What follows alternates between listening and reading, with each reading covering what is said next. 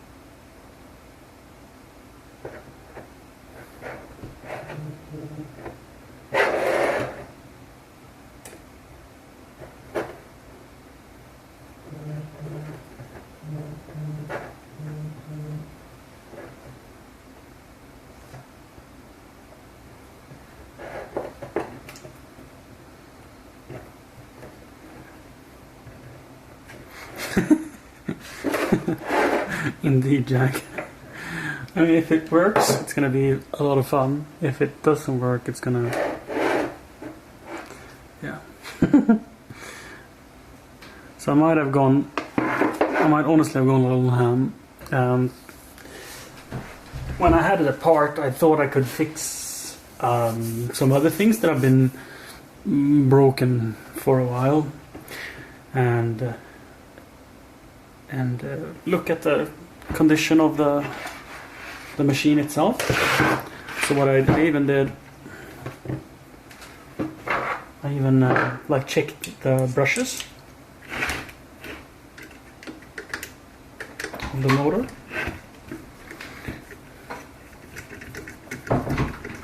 This vacuum is how old is it, Siri? Oh wow. 10? So if it's 10 Plus. years, that means you use it awfully little. Because this is the brush, this is the contact that takes the electricity to the commutator bar. So you see the copper, shiny copper thing there. This takes electricity, one from each side, and sends it to different patches. Over time or what? So depending on which patch it sends electricity to, it will electrify like one line of this motor. Like there's like a bunch of windings, and the different bars goes to different part of the winding, which if this is magnetized and there's a magnet here and then there's one here and you magnetize that, it will snap into position with the magnet, right? And then it switches every time it goes to that, it puts on the next one and then the next one and then the next one, and that is how an electric motor works. Very poor explanation. You did not explain what that piece did. You explained something. If you would have looked at it, you would have understood it better, I think. Yeah. I'm going to blame you, not me. Well, then you're a terrible teacher. Exactly. It's all your fault. On these older style motors, these things is what determines the phase of the motor. Once on new motors, it's like a computer saying these should be powered, and these should be powered, and these should be powered. They are called brushless motors, but this is a brushed permanent magnet DC motor. So it has these brushes, and they wear out, but this is like brand new, and it's a 10-year-old vacuum, so either it's over-engineered or it's not used enough.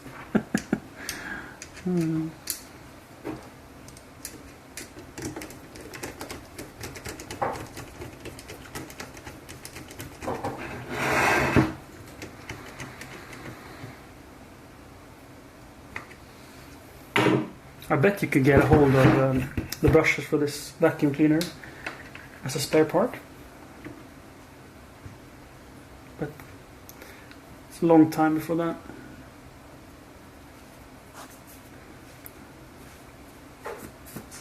Whoo!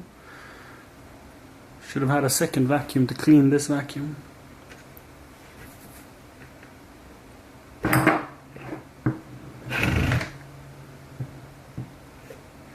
So let's see. The cables want to come out here.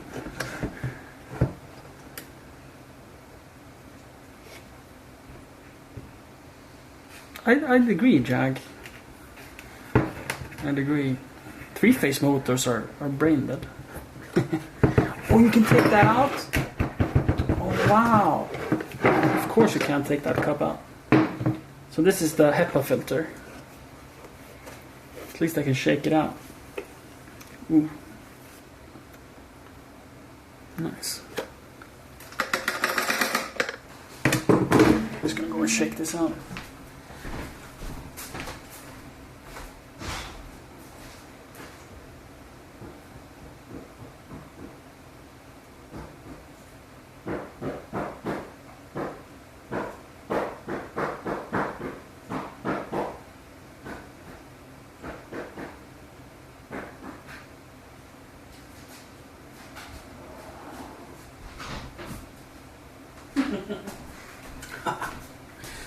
This is mostly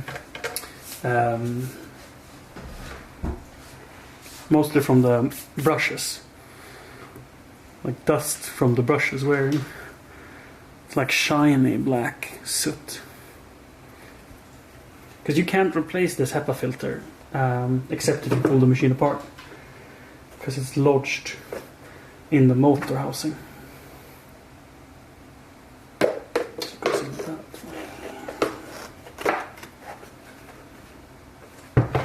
So it sits. This is the Hepa filter you can replace, right? So it sits like this, and there's a little silencing foam pad going in that way. So when you service the machine, pressured air would be like a blowout. That would be very nice. So this you can replace, and this we have replaced fairly recently. We could go for a new one, to be honest.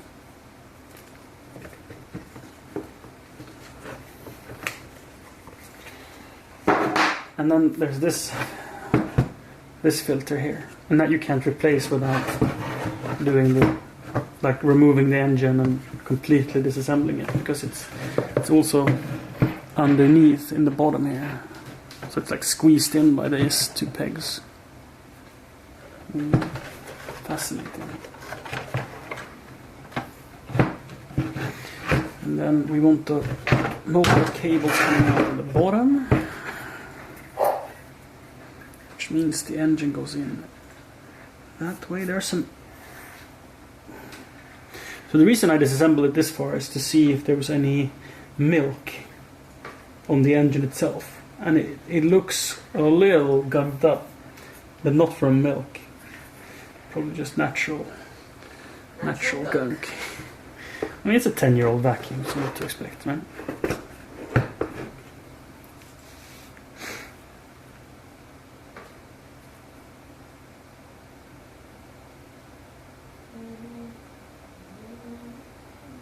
Oh, that's sweet.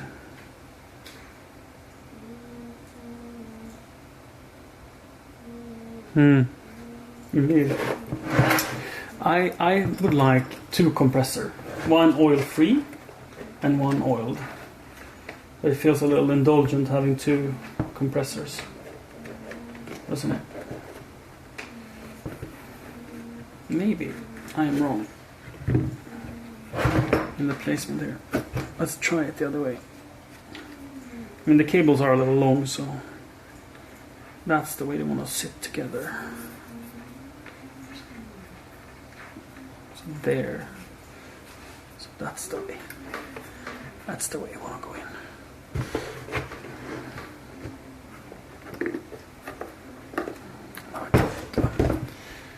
If we do this, if we first put in the foam,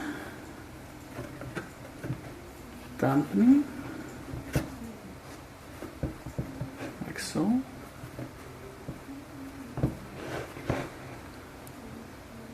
And then this rubber engine mount, and then we put in the engine. Goes in that way. Wonder if it'll just compress. I think it could be hard getting the brushes in without just compacting the insulation. It's probably fine. Like that. Okay, what's next? There's a huge foam dome covering this area and holding like a front engine mount, sort of. And this is where the cables come out, right? Now there's a little tab there. Oh wait, it goes in the other way, of course. It goes in this way. Because then these tabs hold the engine even more. Hi, Kron. Yeah, didn't need it. Didn't need it at all for the disassembly. Nothing was tight. This come apart so well. This machine. It uses Torx T20 for every fastener on the machine. I haven't seen, not even for the brushes, not for nothing. Everything is T20.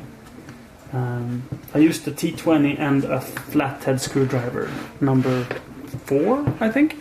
That's the only tools I used to take it apart, which I find quite insane. Ah, so I see. There's like lines in this foam pad for the cables. So they are separated and held in place. And they come out as two. Now you fold this around. Bless you. And that's how they come out on this machine. So you don't squeeze the cables. They're like a part of the foam engine mount. That's so clever. Fan is spinning. Good so far. A little bit cough.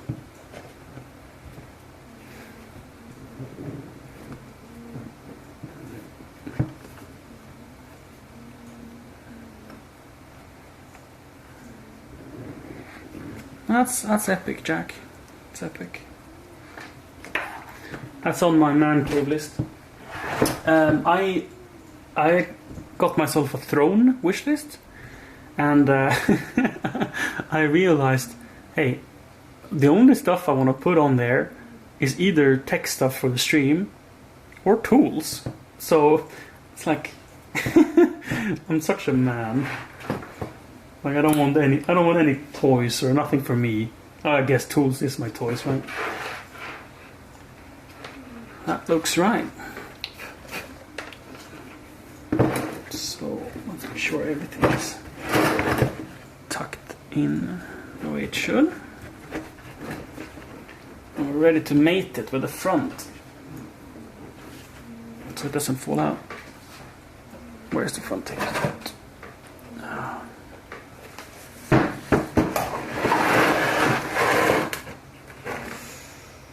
Because I don't think I need to put it in the clamshell before.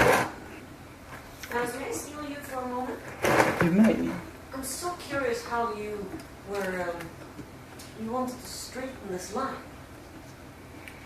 Mm-hmm. And I was so curious how you could do that. Okay. Oh. Oh. Yeah. So I would mark excess area. Like everything that's clean wall, basically. With lasso tool, not that tool. Oh, I didn't want that. You can do that tool. That's not Lasso tool. Yeah. You can do freeform, it's fine. You want more around the line. You actually want to care more this area specifically. Okay. Closer to your hair. Like I would only take this part. Don't care about that. Okay, just this. And that's not straight. That's true. It's a line all the way, so yeah. Mark everything. Yeah. I mean, honestly, use the W tool. Deselect, press W, and then just drag it. Like having selections. It's fine. Take too much. It's fine. You can ruin it. And then new layer a copy. I already did. Oh, you did? Yeah. But So then no, that's the entire picture. Yeah. This selection, new layer a copy. And then put a layer mask on it so you can paint away the stuff you don't want. And then you rotate that layer specifically. and then wherever it looks weird, you just remove out of that layer. And then when you're feeling like, okay, now the line is straight, you can drag out with a ruler. Command R. You can drag out a ruler so you know it's straight. You press R first. So we set you. And drag out a ruler so you have that would be straight, so you have something to aim for. And then you rotate the layer you now made with Command T. Command, which is Windows slow. No, it doesn't matter. Windows T. And you rotate so the line is straight with that. You remove everything that isn't supposed to be, and then there's going to be a jagged edge, right? And when you come that far that the jagged edge is what you want to blend, you take the full picture and your picture, you merge them. You click both, right click, merge layers, they become one layer, and then you just fix the edge. Fix the edge. I'm back, guys. And girls. People. So, maybe I can put this upright now that I put on the vacuum bag holder. It goes in a little something like this. How do I remove the line that I made? The ruler, Yeah. just grab it and drag it to the top where the ruler came from, and it will merge. Grab it. How do I grab it? V, and then you can grab it. Thank you. V is move tool, so you need it to move lines as well.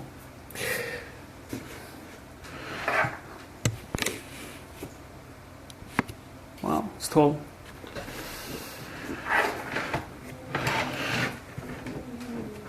This feels about right. So that's very reassuring. Let's see if we can get a screw in. Let's see how we like it. All of the screws for the entire machine are the same except for the magnet holders. So these are coarse thread screws for plastic, and the magnet has fine thread. So otherwise it's the same screw for the entire machine. So it's only one item. So assembling it, it's like they only have to order one screw because it's the same for the entire machine. So clever. It's not tightened yet. But put in the others first.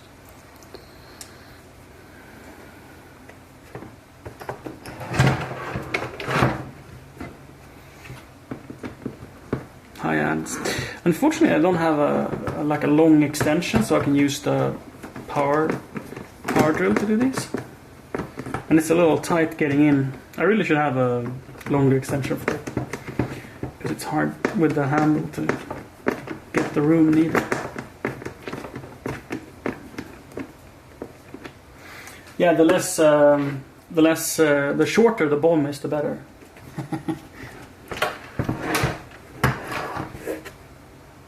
It makes everything easier. But then you don't have to go to the material room saying like, oh, I'm out of 24mm M4 screw.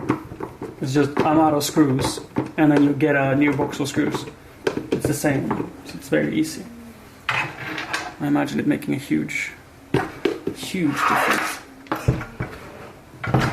in manufacturing.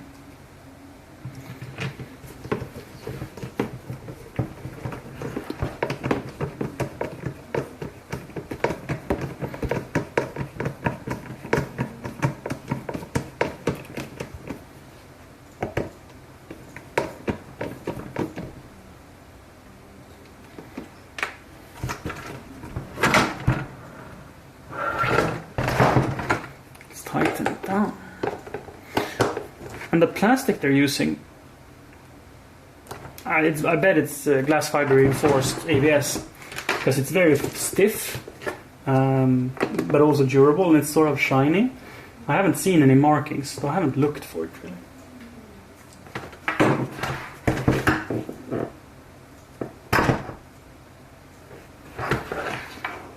And like all these honeycomb.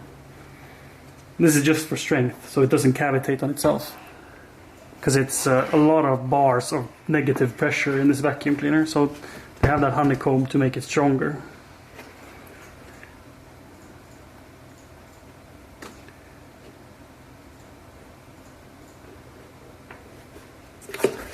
Don't see any markings. Oh, here we have something. Here we have date PP. So poly something something. But it doesn't say glass fiber. Is it no glass fiber in it?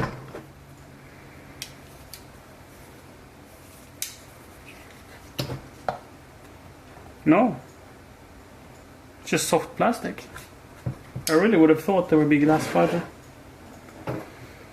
Maybe they don't need the strength. And this sits like inside of an enclosure. So it is quite protected. Or maybe there was a date for when it was made as well. Yeah, 08-10. So, how old is it? Wait, we're 2021 now. 22? It's 14. What? 13 and a half year old. Oh, I thought it was 22 years old. I was like, what the It's 13 and a half, yeah. Oh. 10 plus. Yeah. 1008 it was manufactured. So since, well, math.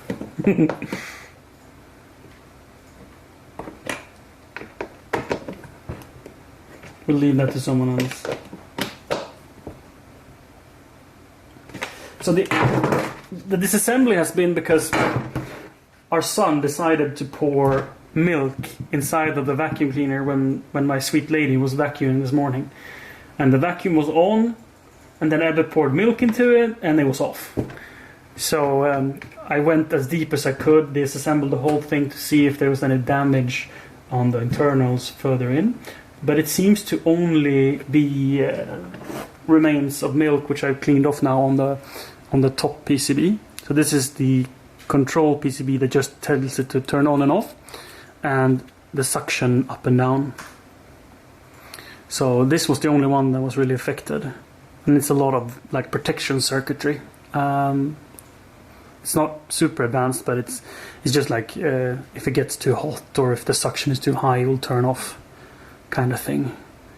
And this is like the safety bits for the mains power coming in.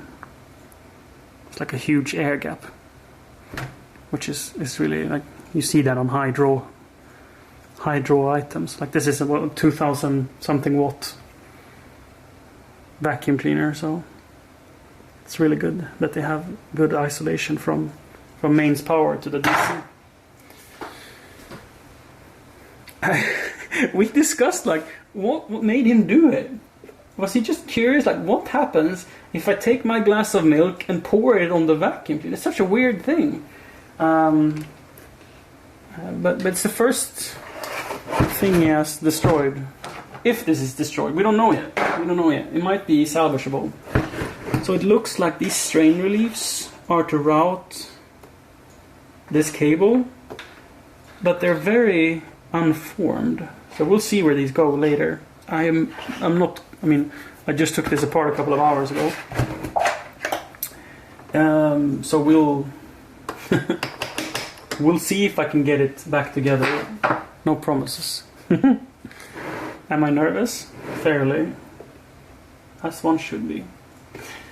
So now that we have this whole package together, I think we can put in the cable. So this is hopefully a little improvement I've made. The cable reel didn't want to go all the way in. It stopped with like a meter hanging out where it didn't want to roll the last bit up. So what I did is I removed the clamps for the cage and I wound the cable one lap extra. I don't want to overdo it, so I break the spring when it's fully extended. But I thought one lap extra and we might still be safe without breaking the spring and get a little bit more reverse tension to pull it tight. So I think this will be our next install, and it goes in something like this. I think it sits here like so. it have? Yes. So it has 4 slots. Can you even see them? Maybe not. Oh, if I zoom, you can see. So it has 4. Here. These 4 slots that holds the 4 feet on the cable reel. So they have to align something like this. And this is the housing where the cable sits and rests. To be honest, it still feels kind of sloppy, like I should take it another lap. Oh, I don't want to wind it out because then I might get it back. It's easier assembling it if it's as tight as possible. So this is the lever to roll it back up again, right? So if you roll it out and then you press this, it rolls itself in. So the spring mechanism inside it, I haven't taken this apart because it's just a spring, and if I fuck it up it's going to be so annoying. But when you press this, it releases. Oh, the brake is here! I see. Oh, that's simple. So like on the inside of the ridge here, there's a little brake up here. And when you push the release button, that little brake lifts from the edge, making it roll up. Oh, that's quite clever.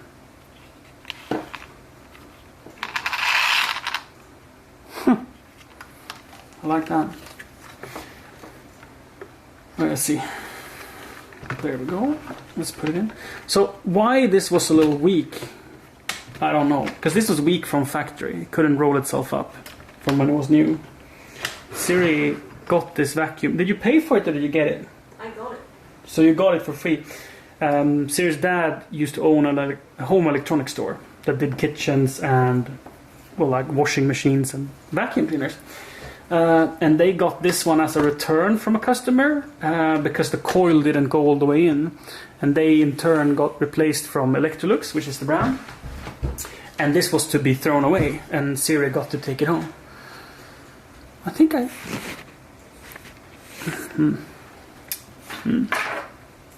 Tjena rysk. I know that what I'm doing wrong is the beer. I don't have any. Also, this is the lever that pushes on that little button. And it has a spring as well, holding the actual button up. So the button is over here. And this goes up in the case. And pushes on that. We'll see it later. Huh. Fascinating stuff. Let's roll it out a little bit.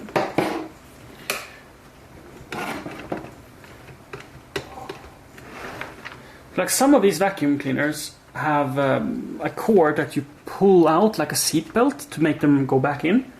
But this one can stop at any length. So if you roll it out a little, it just stops. It doesn't want to roll back unless you push the button. And that's because of that lever we saw on the internals before.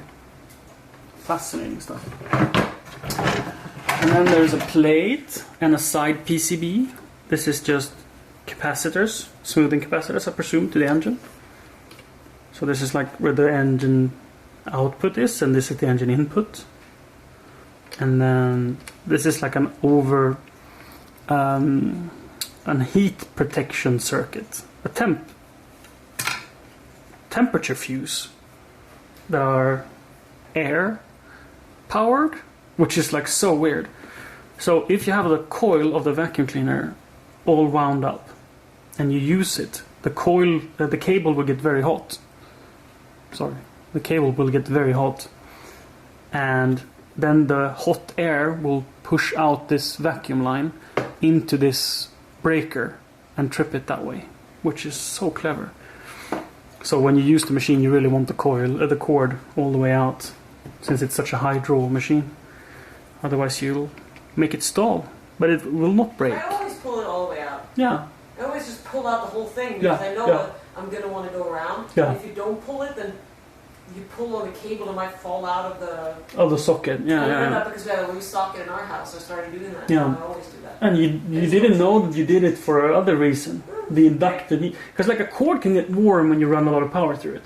And if you have it wound up like this, it heats itself up. Like all of the layers that get hot individually heats each other up. And that creates like a sauna in here. So it's like a safety switch for that. And these are probably just filtering capacitors and smoothing capacitors. So the current coming in is just good and nice. This is ABS plastic you see here. Just plain old ABS. So this is like the brittle, shitty plastic that they make toys out of. Just intended to break. But this was polypropylene, which is like a softer, more bendy plastic. Which probably is good because it kind of wants to deform. And because when you're under vacuum, right, it just pulls itself together. And if it was ABS, it would crack. Whilst this polypropylene is more soft and like can deflate and inflate, right? Fantastic. I haven't taken this PCB off, but I don't think there's anything on the backside that's fun to look at. But we are here, so we might as well, right?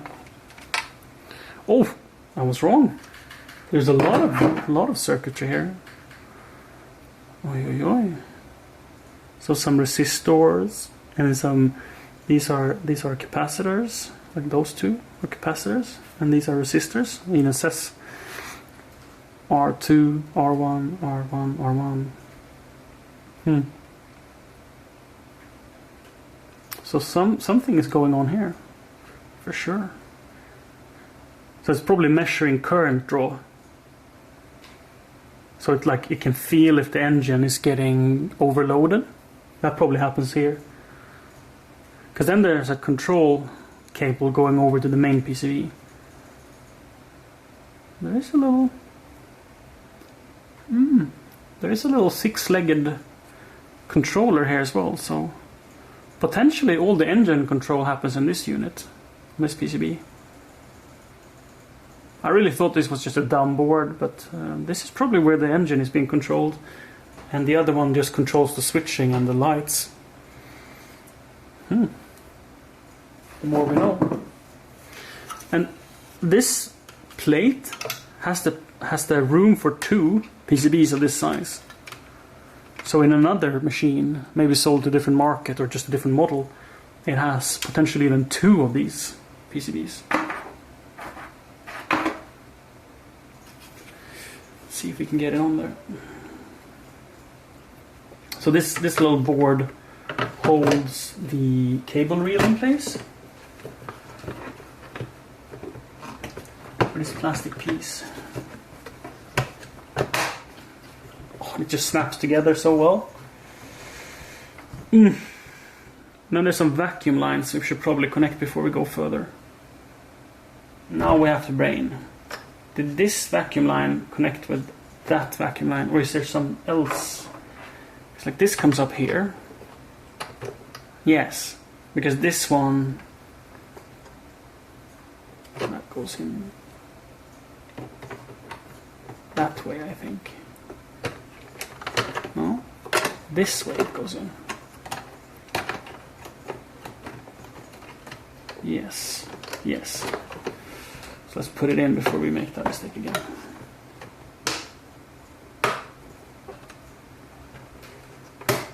There we go.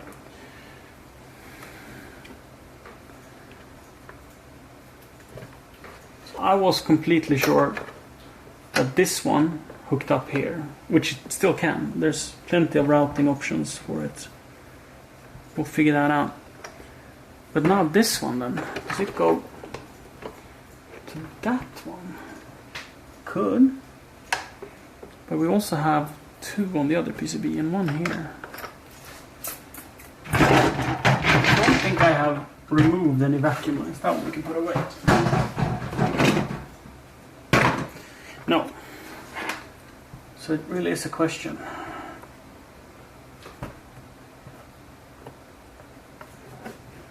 It's not fully in place, is it?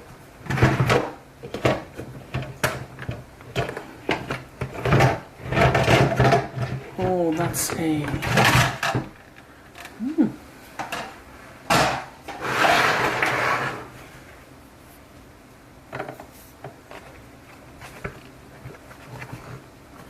Okay, let's go.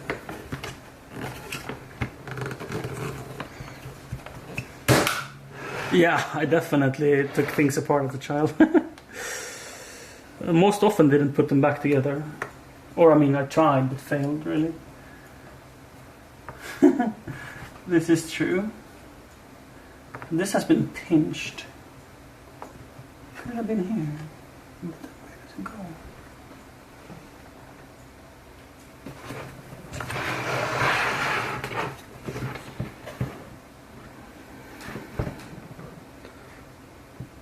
I don't see any vacuum outlets here on the bottom. So it feels like it belongs here. But then it would need to come up here, and it comes on the wrong side of this PCB. So it's like, is it the other way around? Am I wrong on this? Because this would be like so perfect. It would like fit in really great. Well, this is the mystery, right? But at the same time, these cables fit so well like this. And here we have the power from the engine coming out. It's supposed to come up somehow.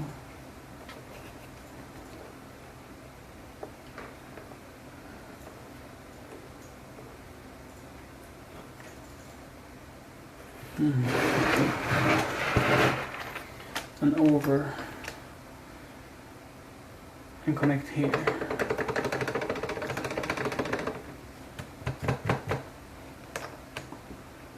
Oh, does this go on the underside of the machine? Yes, it most likely does. Here we have it. And then it pinches like that. Ah!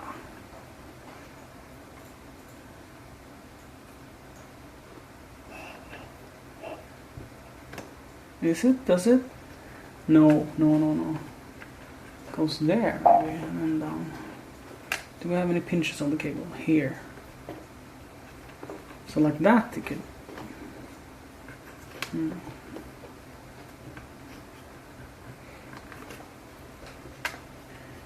Could go in like that, and then like that.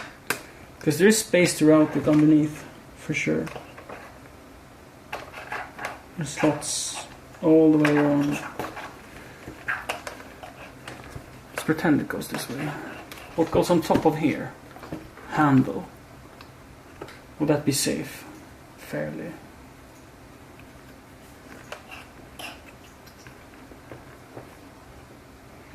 So that could be it. And then from there, tighter. Oh, crushing the. Whoops. Maybe I should put that out of there.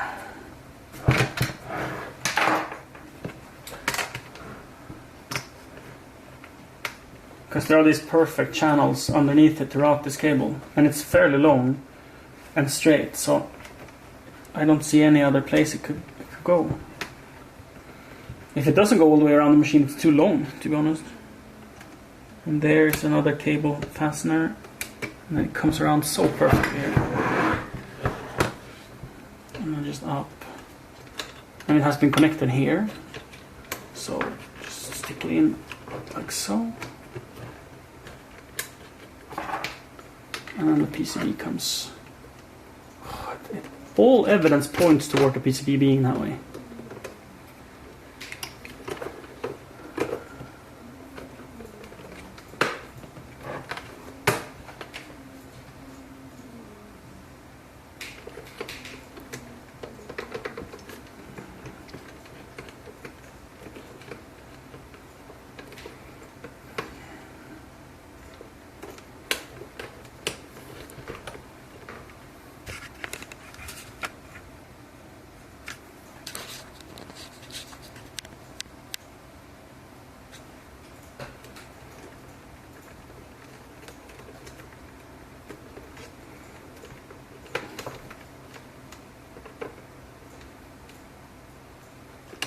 Really flimsy connector. It's hard getting them to mate up.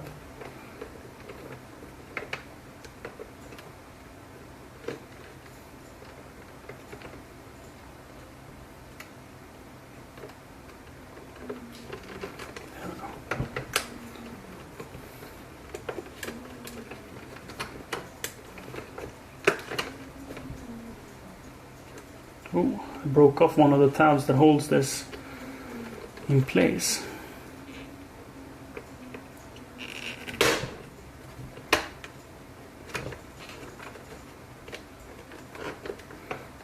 It's probably okay. Should be fine. And I want to say that this blue also was tucked in here.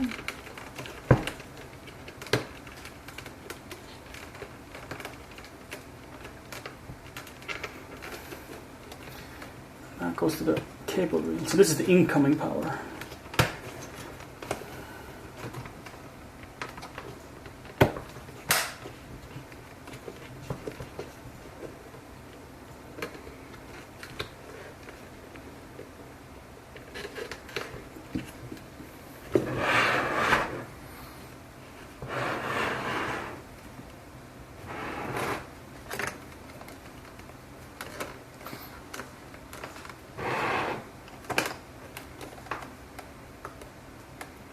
Is there a shield over this? Or is it the whole side assembly next?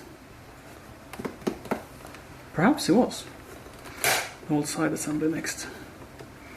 Now, do we have any clearer picture on where this vacuum line goes?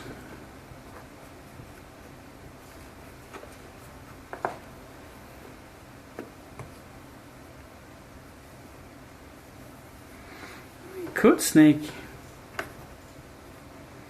Sharp line squeezed like so. I have another question.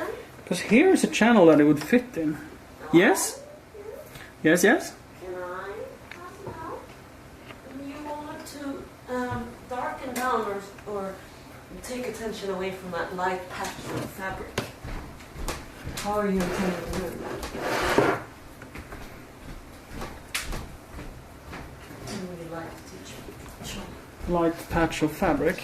Yeah, you probably were going to use something in the mask and then do a dark and multiply sort of overlay style, blah blah style. But I don't know what will you use? Contrast? Vibrance? If I may have you for a moment, I'm sure you're going to know what I'm talking about.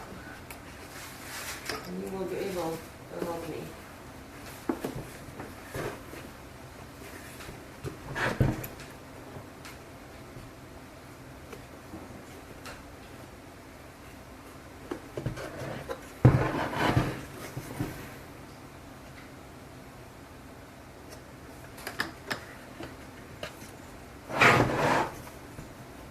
May I?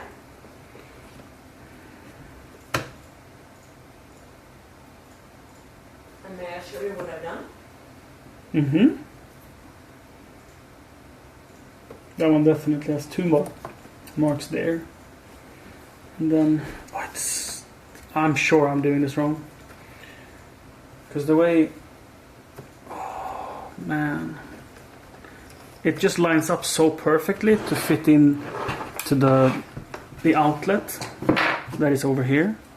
And this little U cable, instead it's way too long to do this. This is way too long to do it. Please pull yourself away.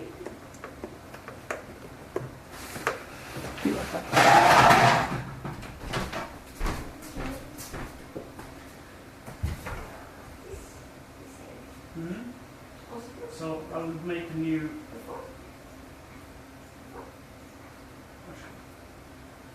I would make a new adjustment there, curves for example. And I would only focus my attention to the area I want to change. Now it's mid-tones pretty much. So I'll grab sort of in the middle of the curve tool and drag it right and down until you see like, oh, I think that would be good. Like that. It's sort of just dark and gray. And I would invert that mask. Come on, eye, Windows eye. When you have the masks on. And then you would use a big brush, large size, very soft, and paint the white at like 5% maybe. And not go over the button. 30, 40% on it. When you let go and you kick, you don't have to right, so you kick it back. X, is it X for change it? Yeah. It doesn't work. When you let go of them, then you add more.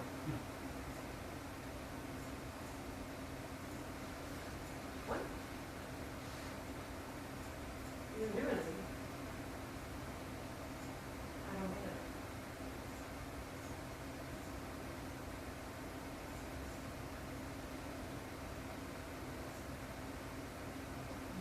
What? Something really? I have no idea. I haven't done inverted it. Oh, it's maybe such a big brush with paper on me. Oh yeah, it's a 1,000 bits. No. Somebody. It was like this, and I painted and I saw things happen, and then suddenly it just No.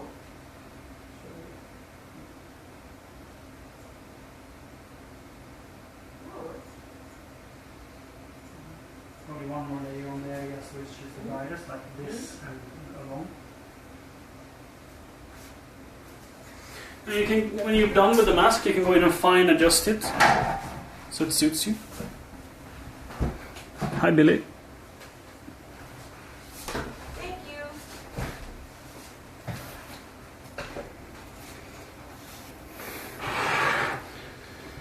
So that one goes into that hole. Where does it go after that?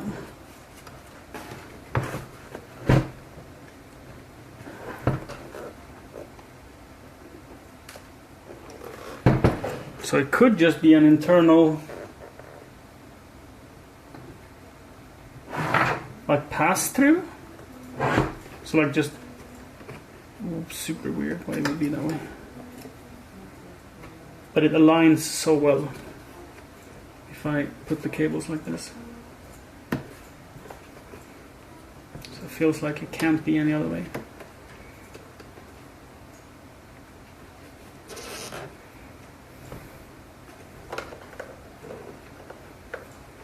That means, no wait, that's the cage, it doesn't spin, right? No, it doesn't spin.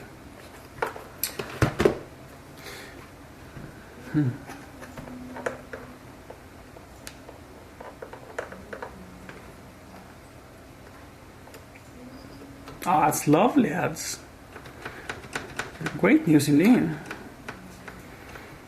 Any date set for when this happens?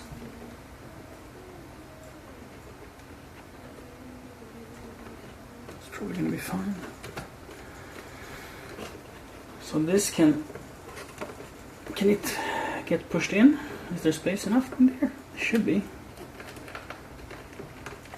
Yeah. So it's also held in. It doesn't have many places to go, but feels good if it's a little tight.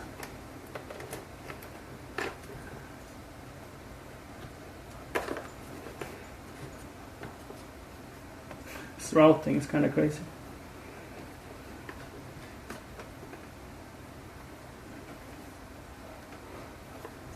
So it has a pinch mark about there. One sharp pinch mark right there. Maybe it's like so.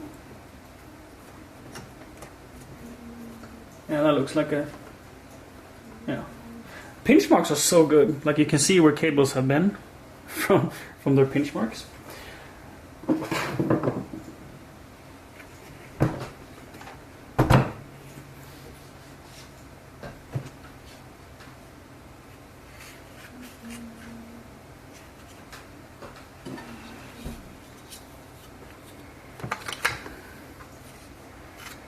Oh, so this unit is just for the LEDs to control the light. I see.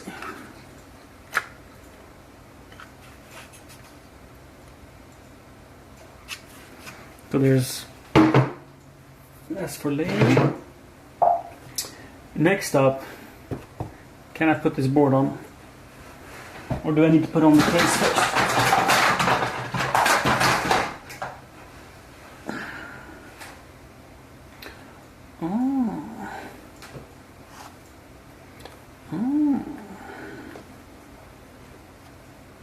it looked weird. I lost one of the cushions.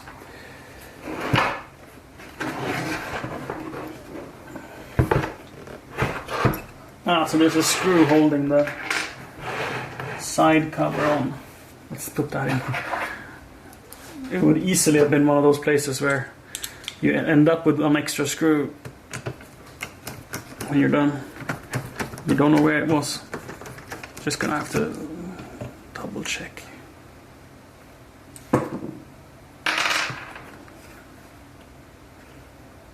Yeah, that thing has a cut or a marking from where the screw head was.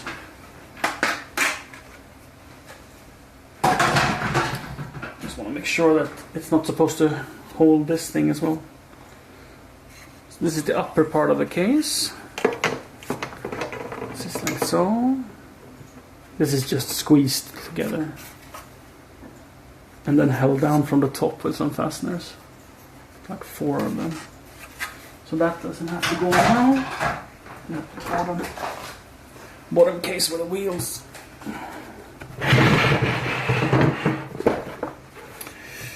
Get this. Yeah, well, that's fine. This is again the polypropylene, soft bendy plastic, very soft.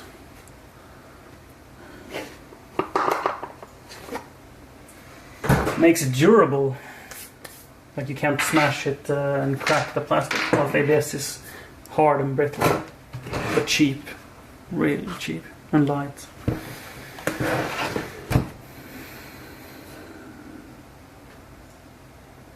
So yes, screw in the cable wheel.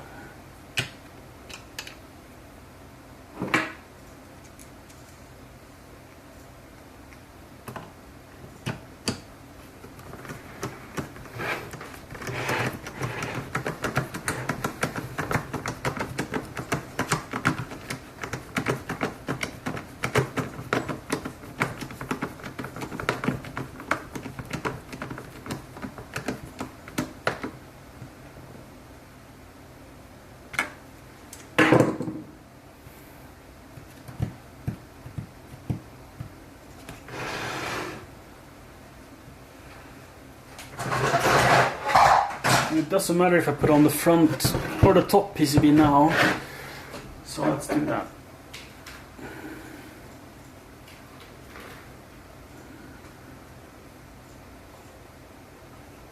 So this is the one that was covered in milk. It looks much better now. It has some chances to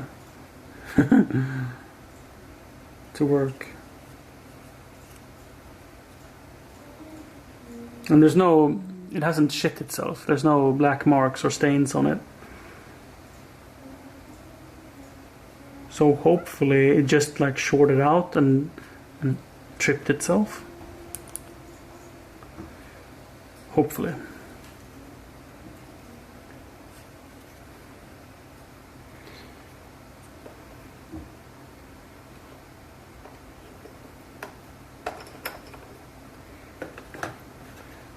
This is a little tricky because there's like vacuum hoses that's supposed to be connected as I'm putting this in.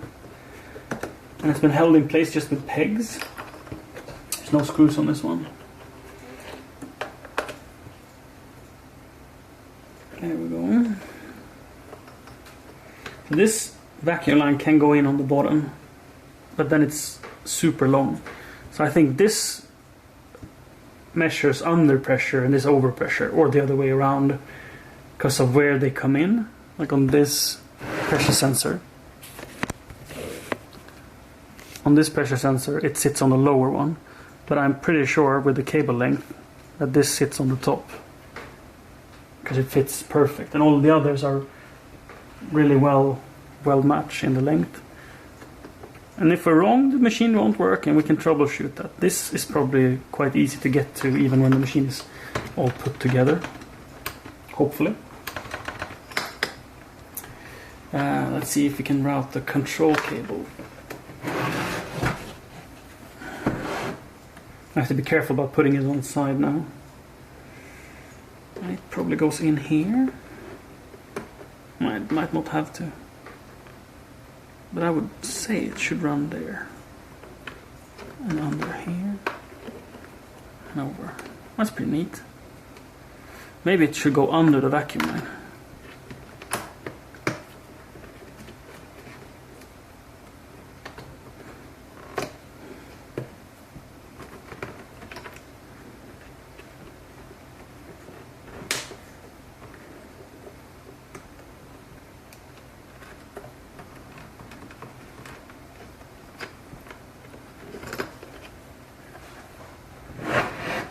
So the PCB, I ran isopropylene alcohol and a toothbrush on it.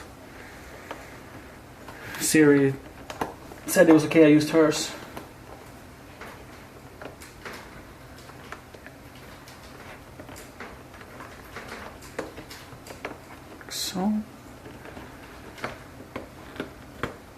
So I rinsed it off with isopropyl alcohol and isopropylene alcohol and scrubbed it, rinsed it, scrubbed it. And it was like super gunky.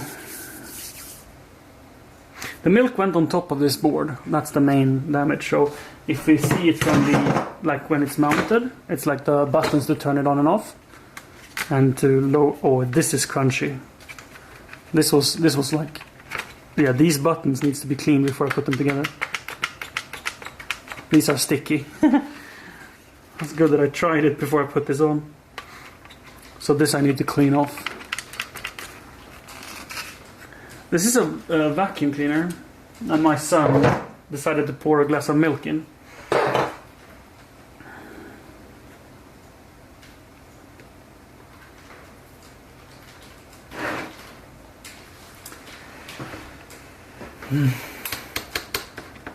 That's good. That's attached. Let's check around the cable inlet outlet.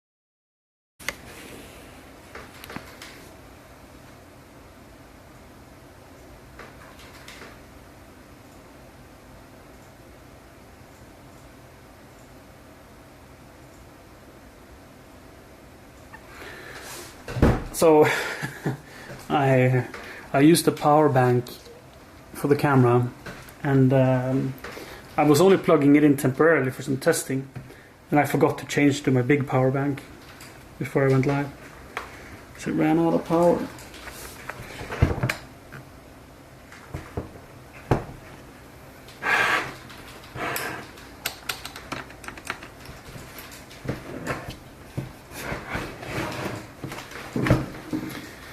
So next up is the bottom half of the machine.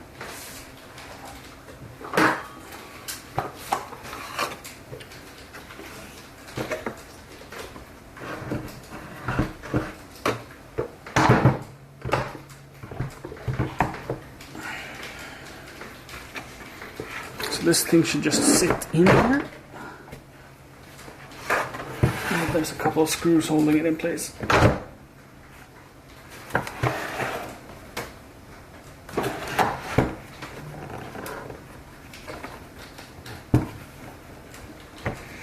Put in a screw before we do anything else. I'm pretty certain that these screws don't hold the top cover as well. Worst case, we have to remove these. But it's good having some screws in whilst I move it around.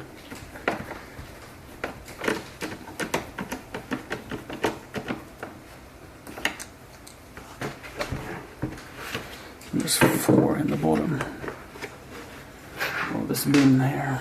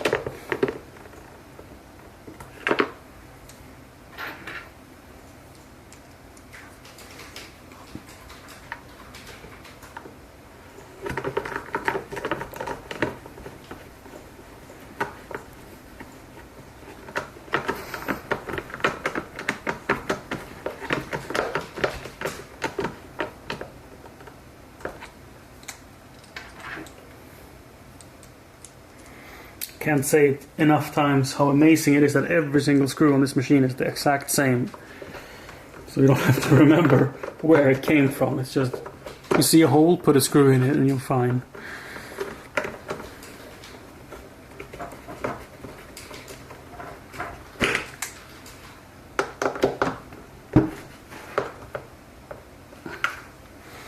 Let's see if I've made a mistake.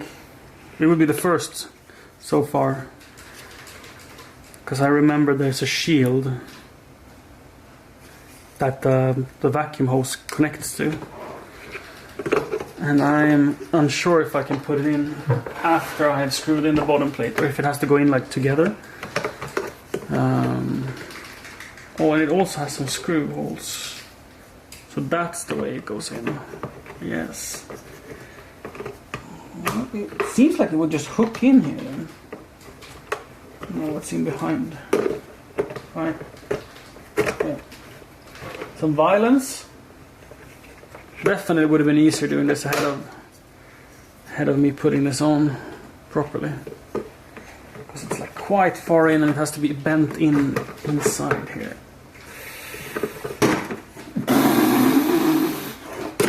Fun! Let's go!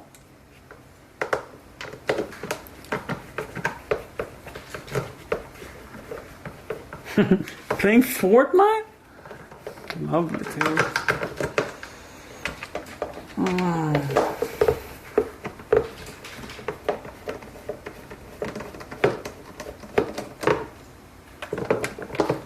Master Abyss is asleep, so he's not pouring any milk anywhere. I don't think I need to take them out all the way. I just need to be able to wiggle it up a little bit.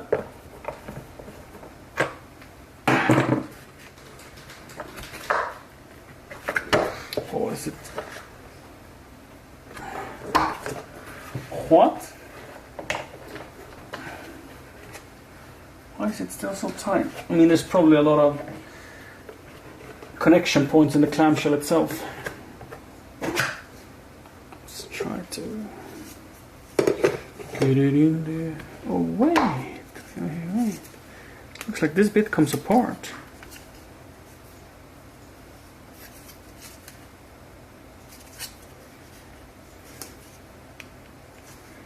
It does.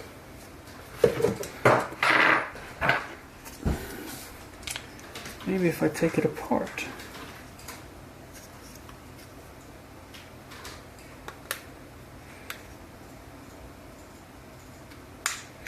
It's ABS plastic, so it's like 14-year-old ABS plastic, so you really want to take it carefully. So this doesn't change a thing. I don't think it makes it easier.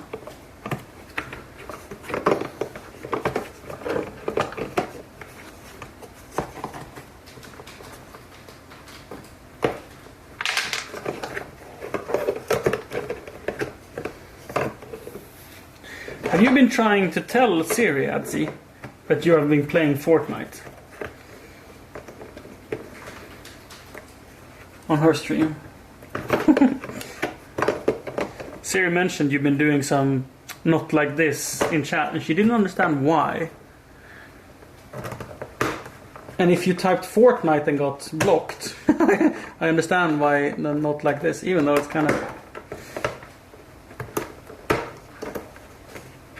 So I made it a little bit easier, but now I have to get this back on again. Maybe not the wisest of choices.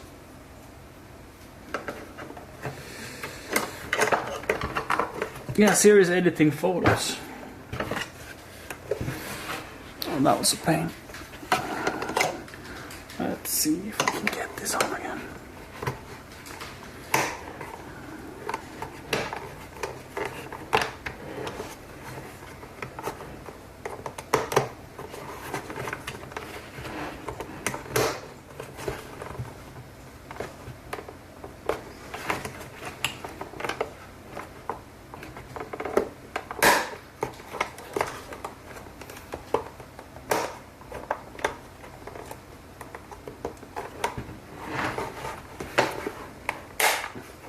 Amazing.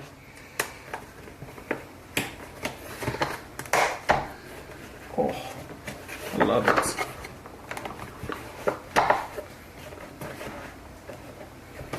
put these in again.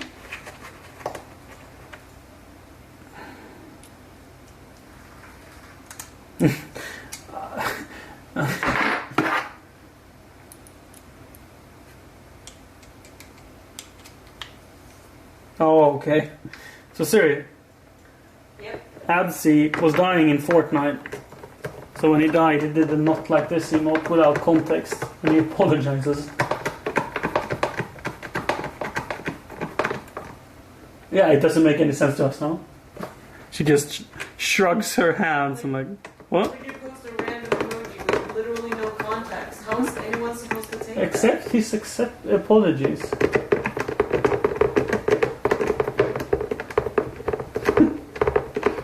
I'd see if you come to Siri's stream tomorrow and you're banned. Oof. You have to write and ask for forgiveness on Discord.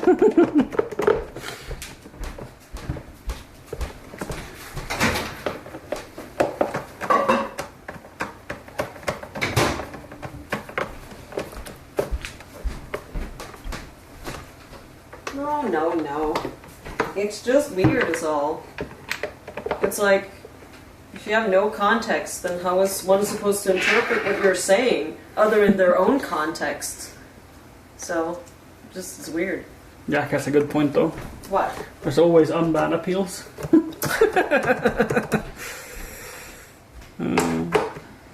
Yeah, I never checked those. Do you even get any? I have no idea because I never checked those.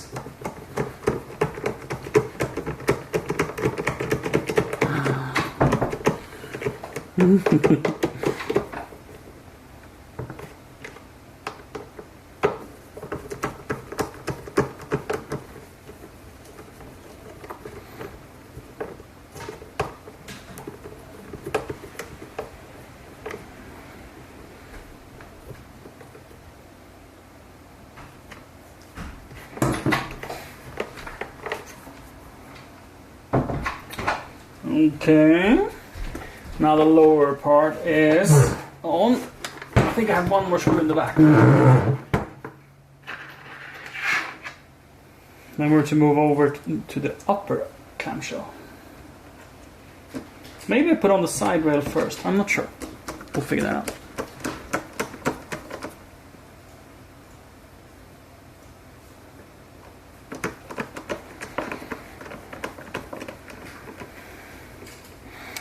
Hello, frozen jellyfish.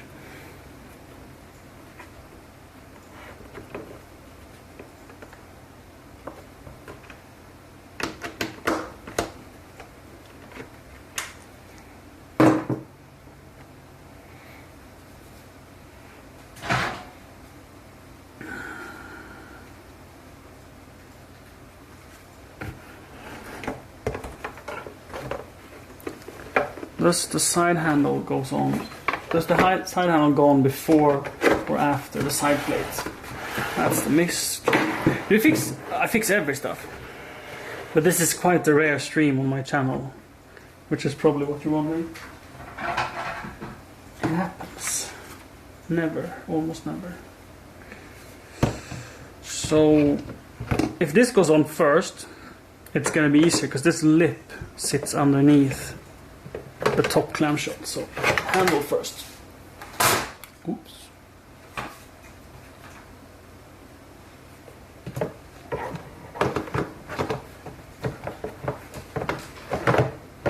Oh, I just realized handle might go on before the bottom clamshell as well.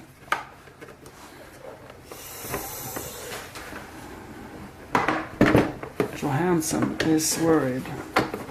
Nah, it's fine. It's good. Maybe.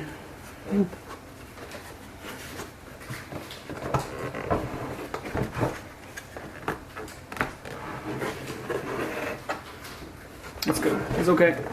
We're fine. I don't have to remove the... Oh, this is wrong. This is all wrong. This is where the handle sits. Cable has to come where? I mean, it can go there, but it can't go there. Okay. Can I change that without further? Ah, now I see. There's one there. And one here. I see. I see what's happening here. Or no? No? I have a post ready. Can I show you? Yes.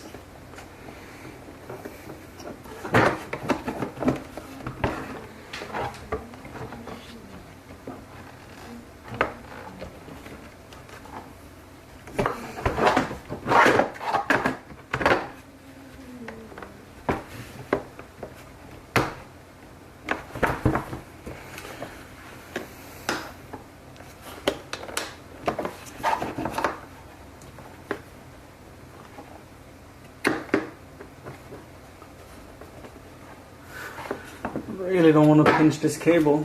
So I'm trying to figure out where to route it. Be right back.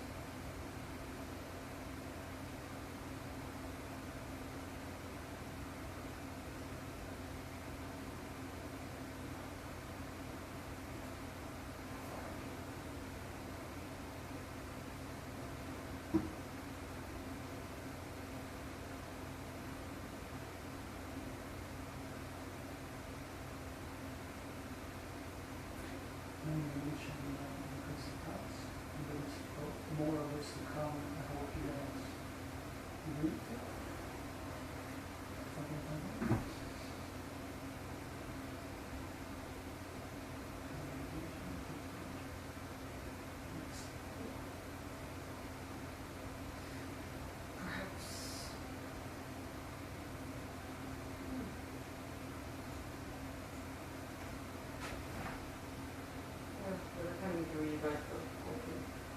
So it's going to be focusing on only making some changes in here. But I feel like it's a good thing to get together first. I can rewrite it. I'm just saying that I have to rewrite the whole thing, and the focus needs to be like we're making changes on here instead of it being like it's going to be we're making changes, and this is one of the changes, and this is one of the changes, and it's less excessive. I think I love the change. Or save it for maybe that time out post and do that for every. Like, this is the changes that are going to come to every tier.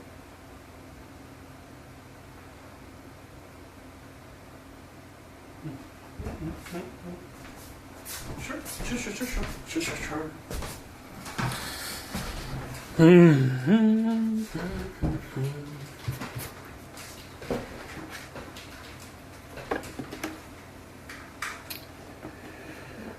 Whew. They really felt. What did you think of the next otherwise? Was it good? A little difficult to read. Well, why? Maybe because they were standing on the side and their head tilted. Oh, that's clever. What was difficult about it? Felt like you can remove half of the words and say the same thing.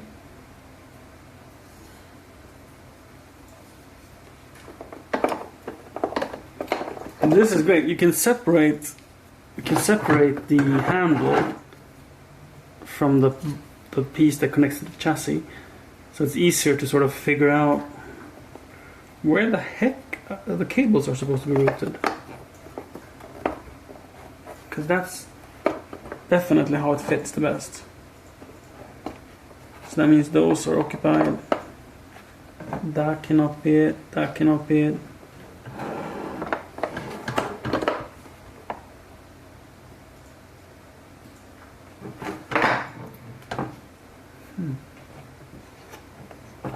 Basically none of them. Maybe this one. then it is the upward channel as well. Let's just put it in without. So it's like, the risk is that I'm pinching a cable and over time creating a wear that will short circuit. But I'm not too worried because there's quite a lot of space down there. Now it's just a matter of getting this on.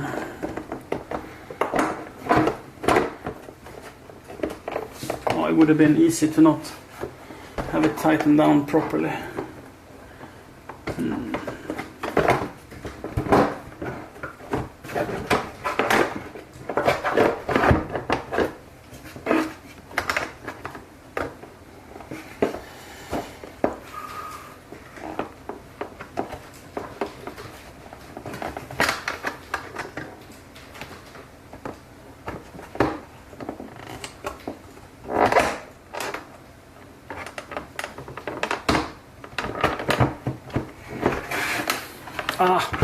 Why didn't I think of having it standing on its butt? To make it easier. Oh, there we go.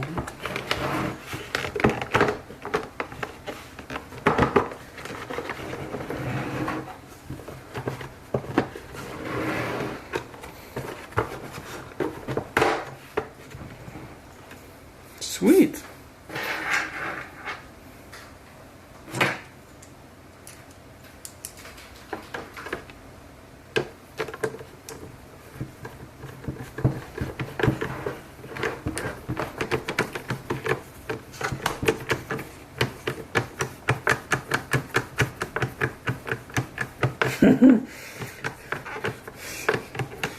Hopefully we won't need to throw it out and buy a new one. There's only a bit of milk on the PCB.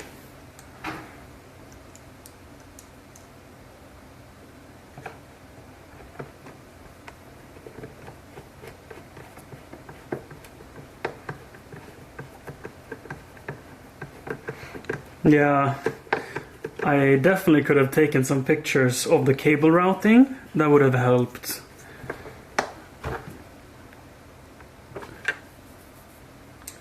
Or if we do this live on Twitch, I mean, we can figure out like a tricky part, and then we can make a Twitch clip of it. And then we can go back to that Twitch clip in case we ever get lost. Just thinking like, how can we create even better content here on Twitch? But to document it, pulling it apart is a smart idea. I was very confident when I pulled it apart. Arguably over so.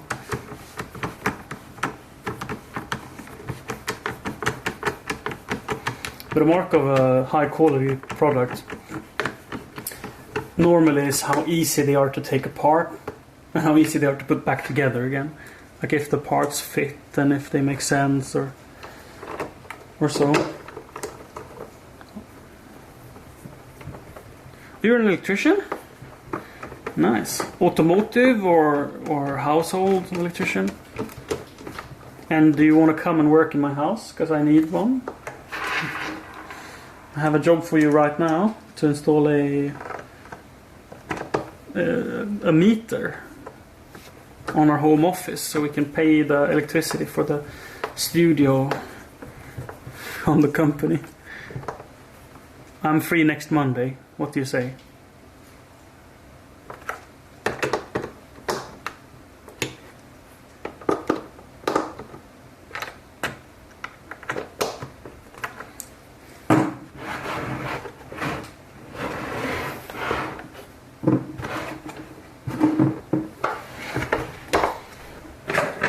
Now we have these.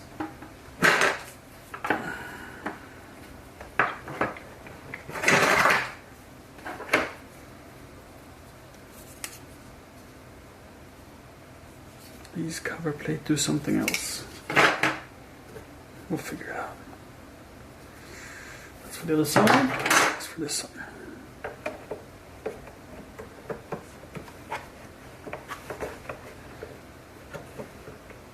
I'm gonna wait with putting these on in case I don't get the upper clamshell on. Should probably go a little further before I start putting on the beautification plates. So here we see we have made a mistake, but that's not a big one. It's a very, very easy fix. The screws that hold this down is also the screws that holds the bottom, or the flange really, the flange around the inlet.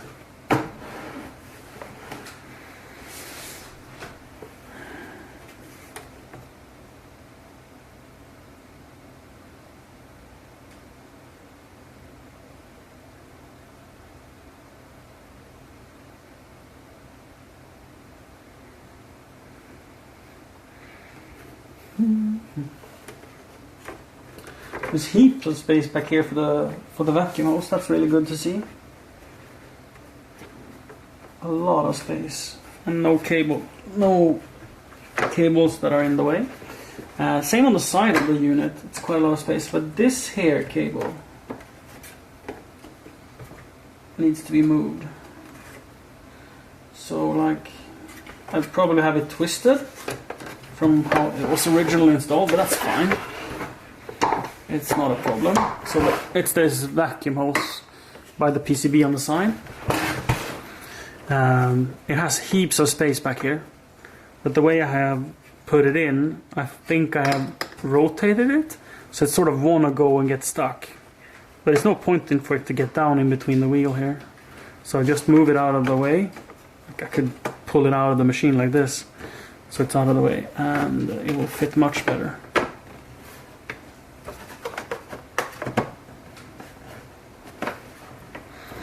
So this clamshell in the rear, it's not screwed in, so it has a lot of tabs that I need to line up. And then when we think we're in the right spot,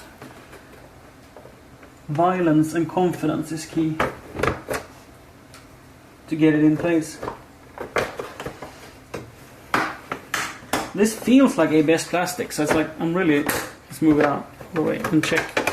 Because it feels like ABS plastic, which is, yeah, it is. So it's ABS, which means it's really brittle, because it feels like it's flimsy and it will break. The lower case, the blue part, is polypropylene plastic, so it's very soft and bendy and nice. And then this top part is like this hard, nasty plastic. Recycled dildos and stuff. Awful. And then you're supposed to bend this into place when it's ABS. It's like such a weird choice.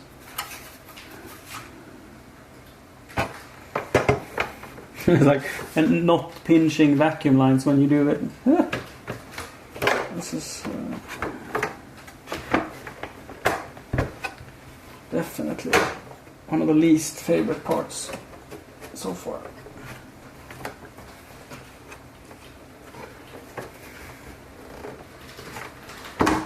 Because if this cracks, the machine will still work, but it's like exposed circuitry. So like, it makes it very unsafe as a vacuum cleaner if this breaks.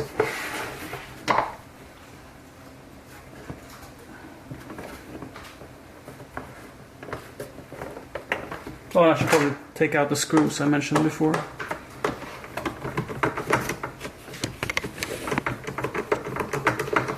The nose screws.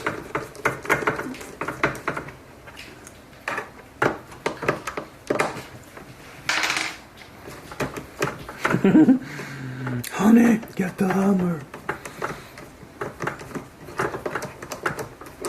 We will wait. If the machine doesn't start after we have cleaned, like pulled it apart, cleaned it, and put it back together, and if it doesn't start, we'll get the hammer, don't you worry. Maybe if we take the front first, that's screwed down, and we try to line that. We haven't tried that.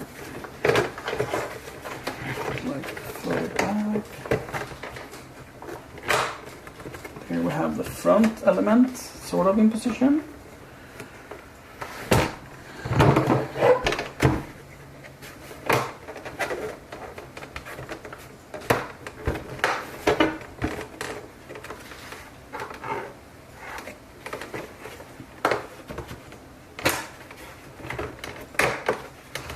If you don't have the wheels on, this step is a little easier, but I didn't remove my wheels.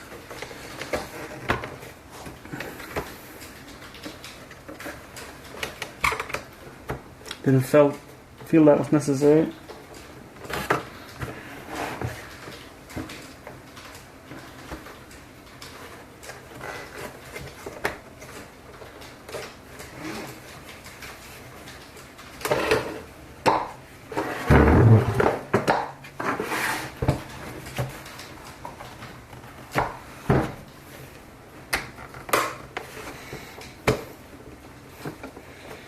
Hear all the cracking and I'm like so nervous at this step because it's very bad if something happens now with this part.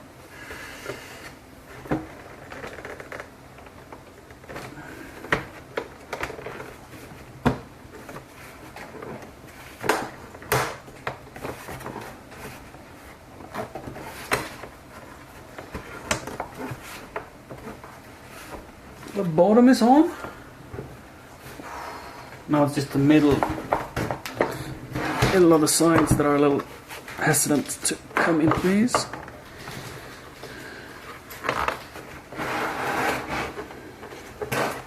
I see some. There's a little tab here. That's on the outside, not inside. So in between the handle here. There's a tab on the wrong side of the blue plastic. So it's not good at all. If I can't get this up, I will surely break that tab. And it's like an alignment tab that's supposed to slot in the blue plastic.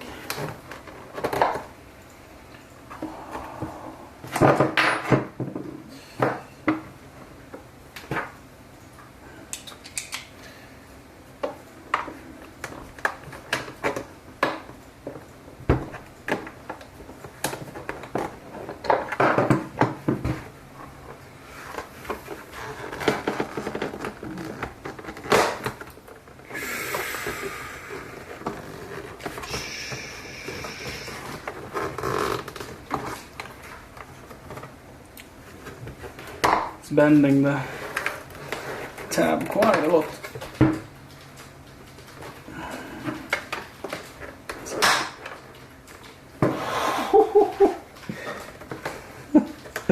The ABS plastic is crying. Don't do this to me. I was meant to be put together once and never be taken apart.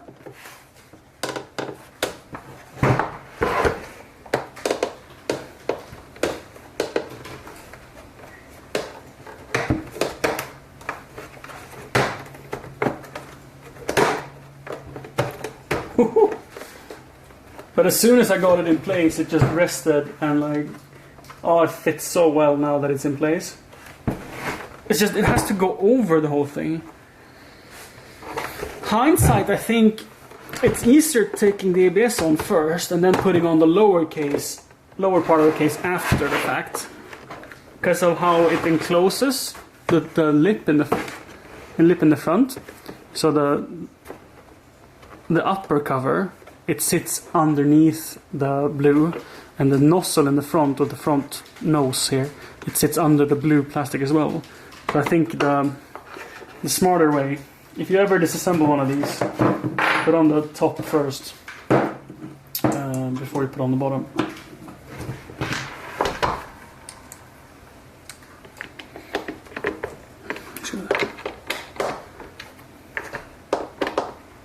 Double check these screws here. They're all torqued to spec. That almost will do.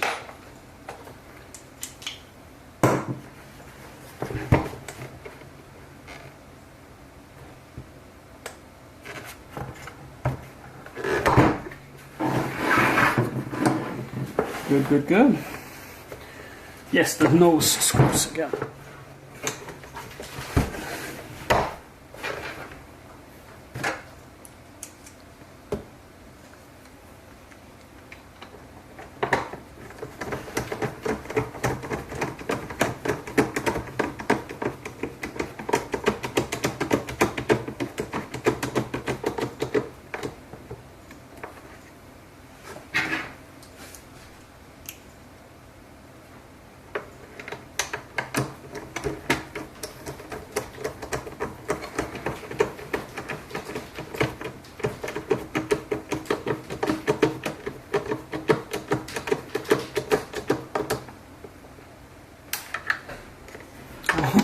That was an ABS crack. Tightened the screw a little too much. Okay. Back to the rear section. Let's try the cable reel before we go any further. Whew. Goes all the way. Siri? Huh? The cable reel just flies in all the way and it disappears. Awesome. So when they did this cable reel, they probably put it on one lap too little. Maybe they do it manually, but I assume they have some machine for it. But if they do it manually, I totally understand how you would count to 21 and not 22 laps on a Monday.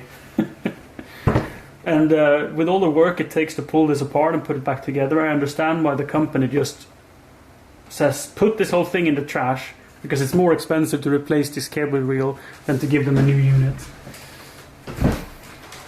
And we're very happy for it, because Siri got to bring this home for free 10 years ago. And that's not why we're pulling it apart. It's just hopefully we fix this as it was apart. Very excited about that. And where's the... Is this the next part to go on? So this is the top cover. We need to clean this first. It's better now that I've used it a little bit, but it still needs to be cleaned.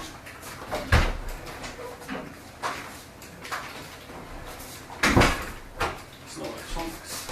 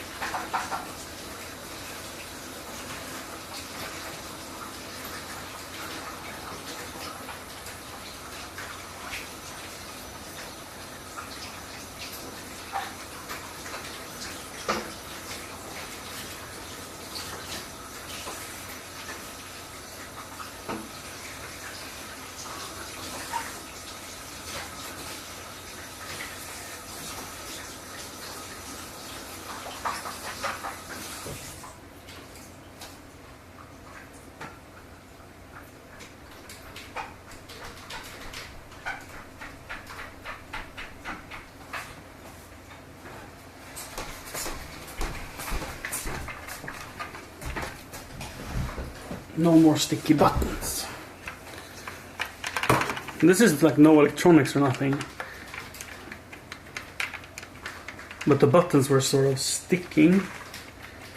Oh, that is clever. So when I saw this top PCB, I noticed that the buttons to set the speed of the motor is sitting like this. So you click on that side, and the same on this, click. So I'm like, how is that supposed to work? When you press the different buttons to change the speed of the motor, how can the connectors be like that? So you push and push. And now that I'm looking at this top plate, so these are the buttons to go down and up on the speed of the vacuum cleaner. This is the power button, and this is the reel button for the power cord. And when I turn it around, I see that this toggle is connected to this lever arm here. And when you push the buttons, it goes left and right, like it wiggles.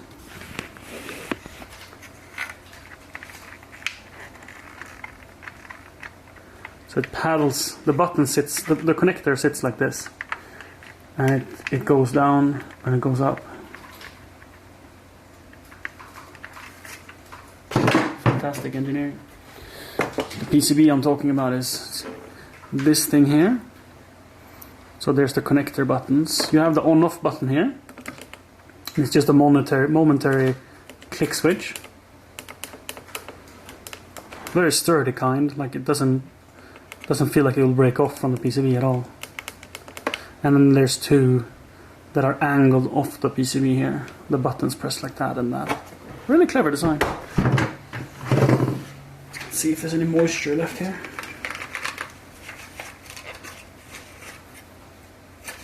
Seems clean enough to me. Here we can pinch some cables, so should be careful of that. Oh, there's plenty of space here, I see, for the cable reel. And those are going in there and there, so that should be fine. No cables in the way.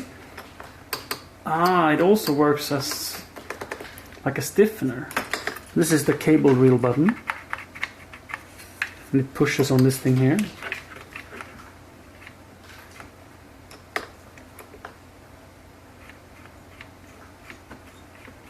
Clever.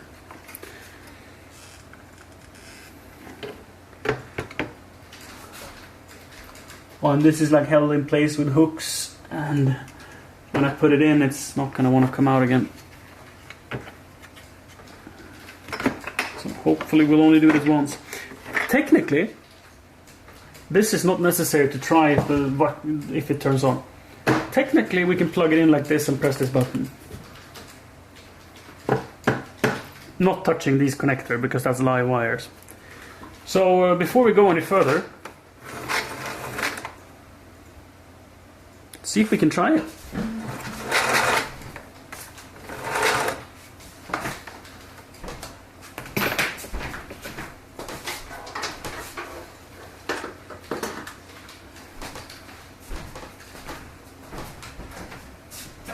Power LEDs are blinking. Now that's a very good sign. Do you see them? They turn off the light. Huh? Huh? Huh? This will probably scare the shit out of me if it turns on. Because like, it will go to max power right away. Like, just having it on the table. Siri? Yeah. Moment of truth. Uh-huh.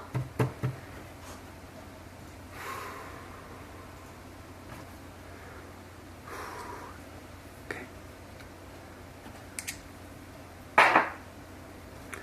Contact.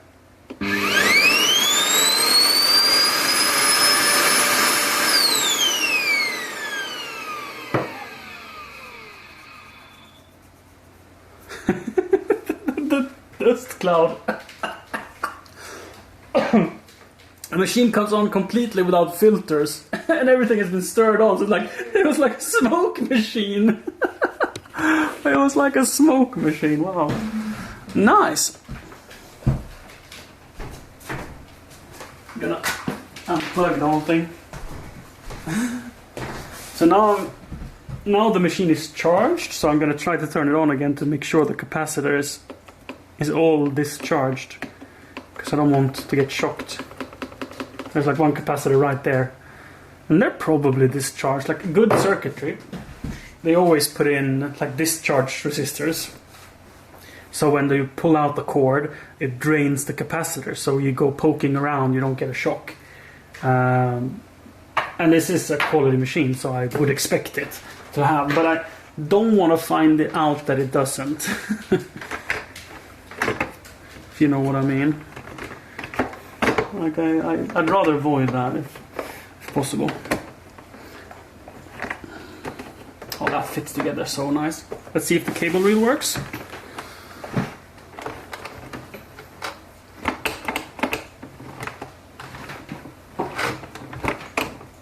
Now all of a sudden it's very weak. Let's see if I remove this and I do it manually. It's still quite weak. I mean, I'm pulling it sort of uphill. So maybe I didn't fix the cable reel problem. that's really not fair, because when you normally use it, it will be on flat ground and not pull it upwards. Because then it just snaps when it gets a bit of momentum going. We'll see. It might still be sort of weak, but that's acceptable. At least it works.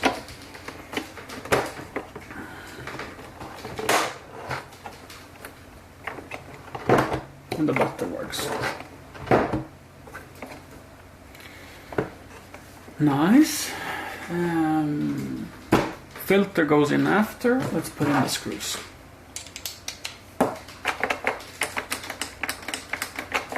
The buttons feel like they should. I don't feel like I need to test it before I put these back in.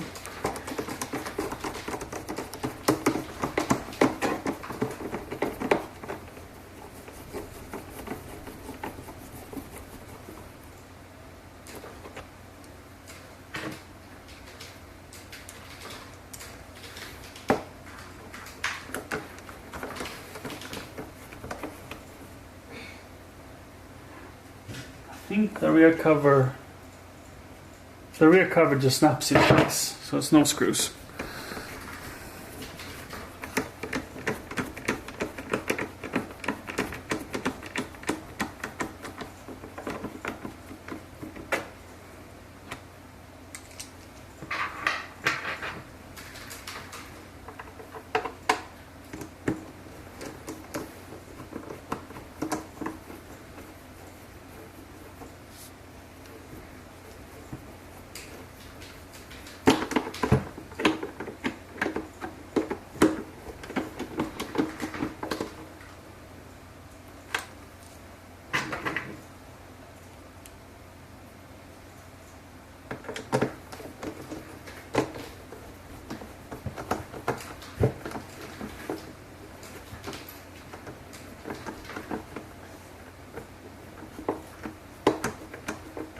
I just noticed it looks misaligned there.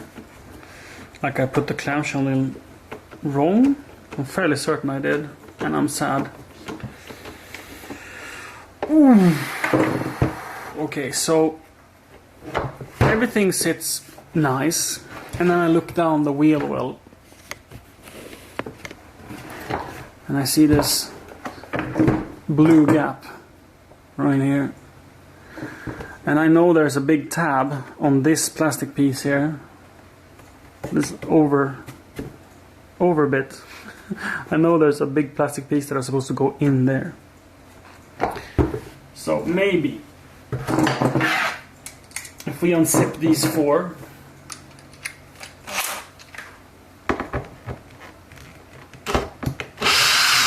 I'll be able to get to it.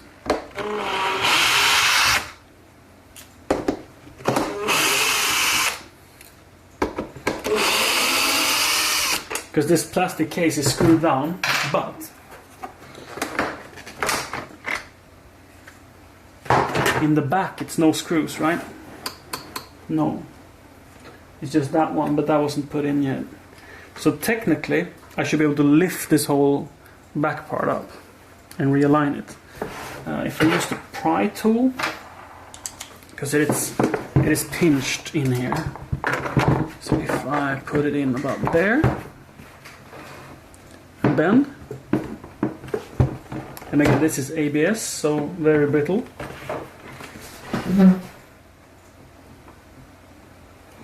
The question is which part goes over the other.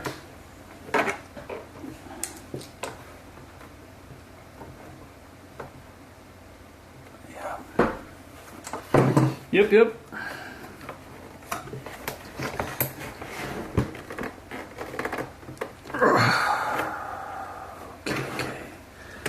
Side, maybe.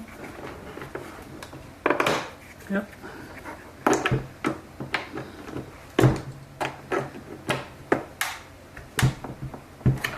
That's the first bit.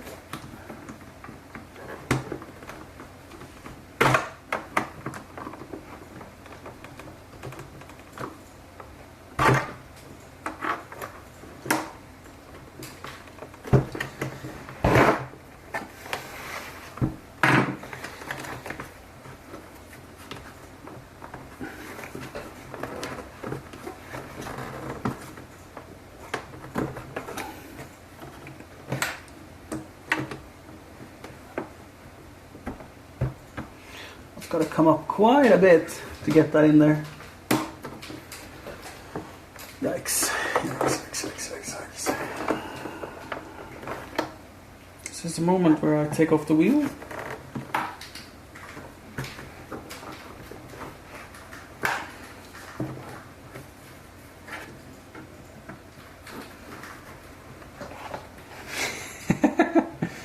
Yes, Jack.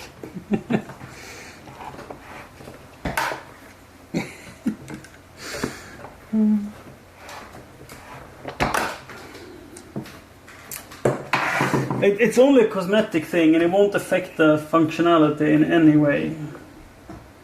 Does that mean I can accept it the way it is?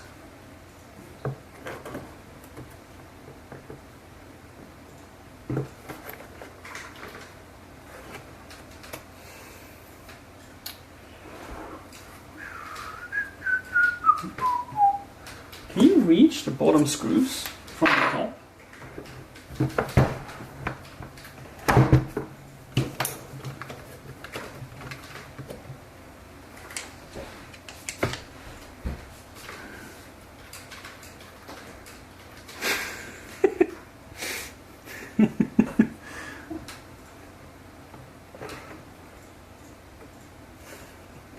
No pun tax, Jack?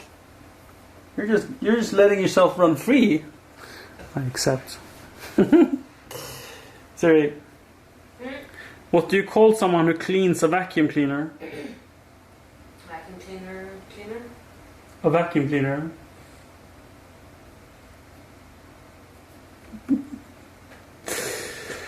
And he also says, no matter how this ends, no matter how this ends, the end result will suck.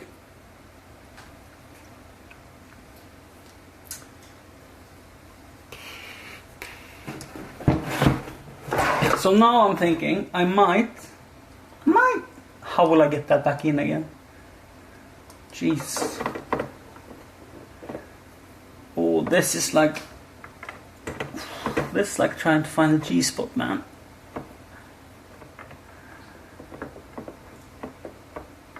The only existing myth.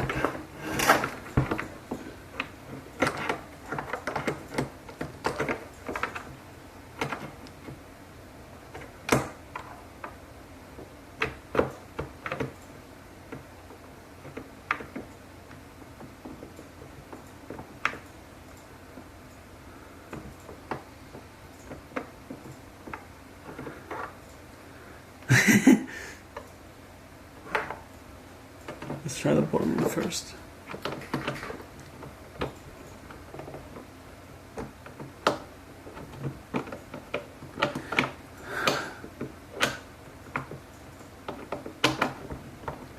I found it.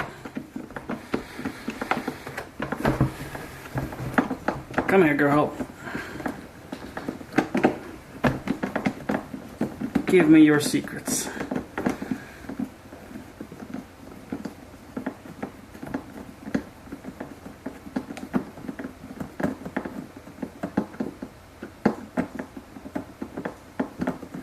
I'm gonna try to keep it in like one thread on the screw.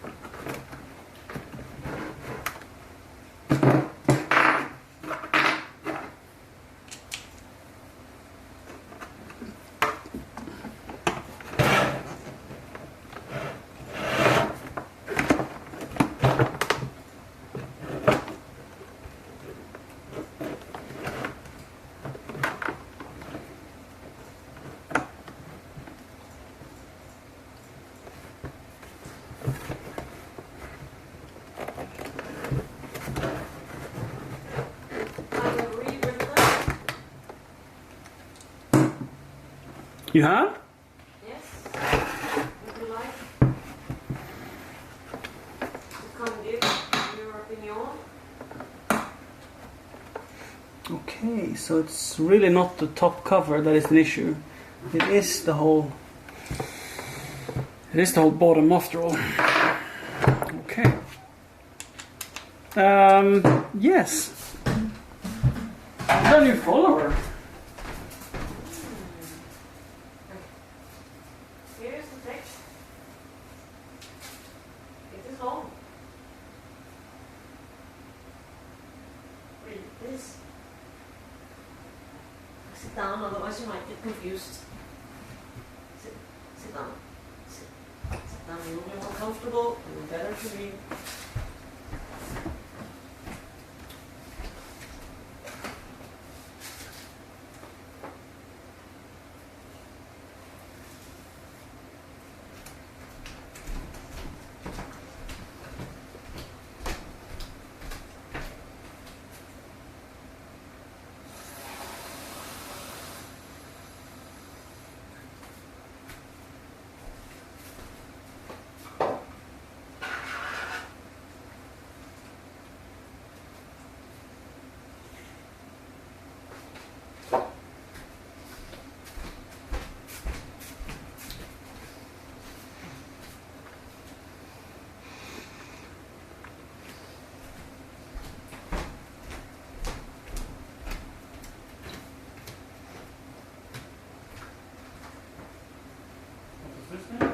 What? What's this say?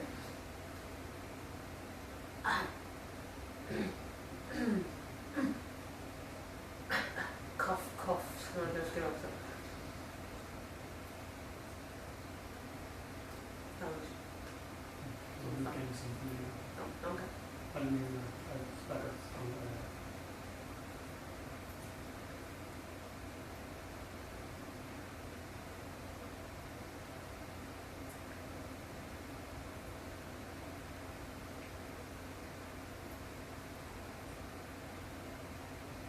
probably declare the price in the post first. Okay, yeah.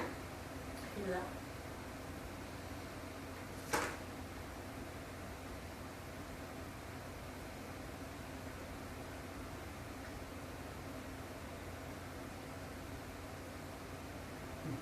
This is great. Thank you, I'm glad because I spent very long on it. Now move this down. So this is the first and then... Yeah.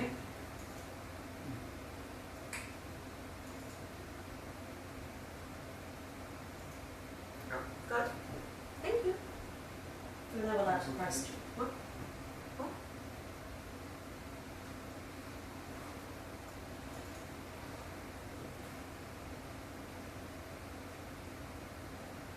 Instead of custom, should we call it private?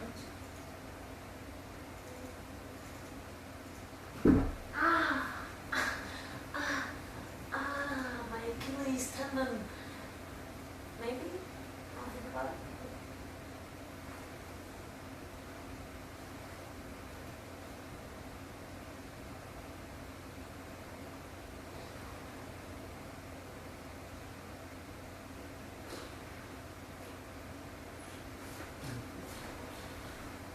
Thank you for all your feedback. Very good. Så åt du upp Ellis hallon? Vad är bäst? Nej. Oj. Nu känner jag mig dum. Mamma sa det. Hon sparade lite Ebbe. Nej.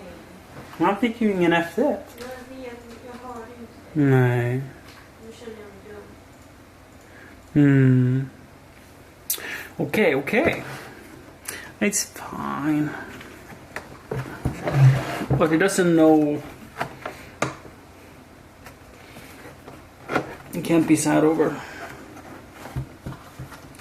No, but I can't. He doesn't want you to be sad. He wants you to be happy. Now let's see. With that, those two back clips out of the way, can I pull enough?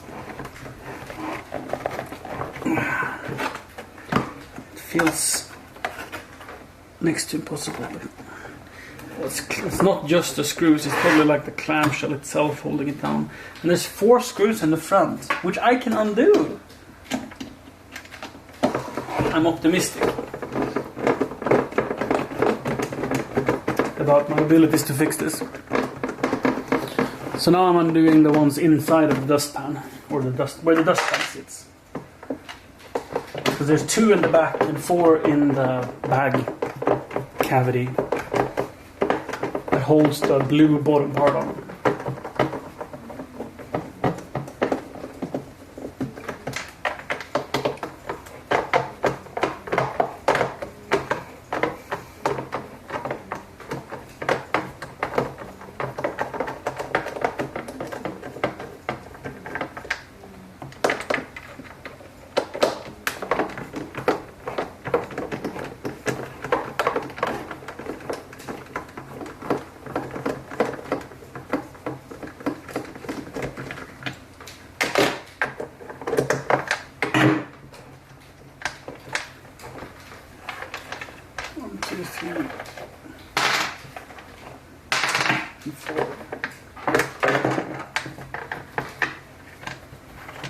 There we go.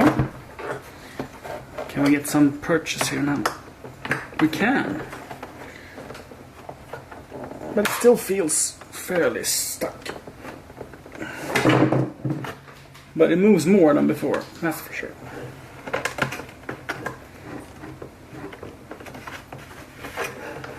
Oh! Jesus! She thinks she's in a discotheque.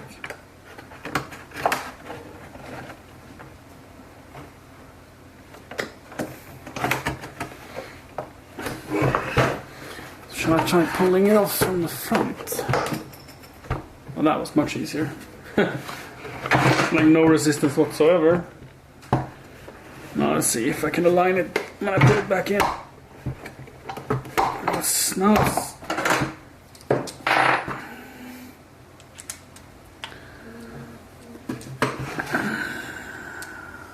Oh, it's gonna be so hard showing you guys what's going on here.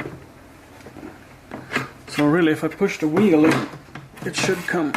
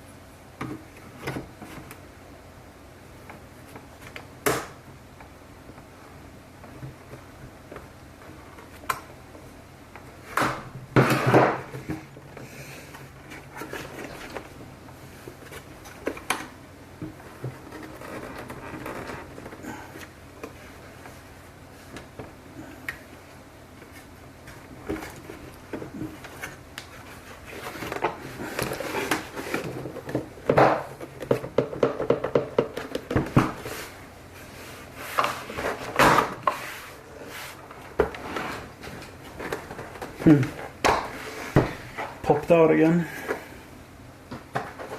The thing is, if I remove the rear screws completely, which I really don't want to do, I will never get them back in again.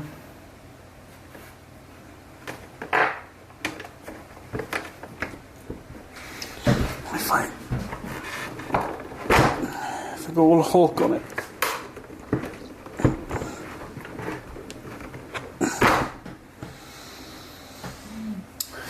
I could almost need to push it inwards as I lift it up.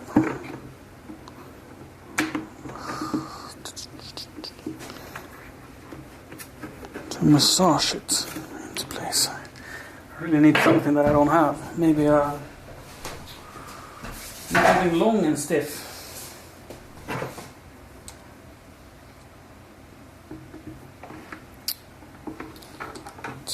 or removing the wheel.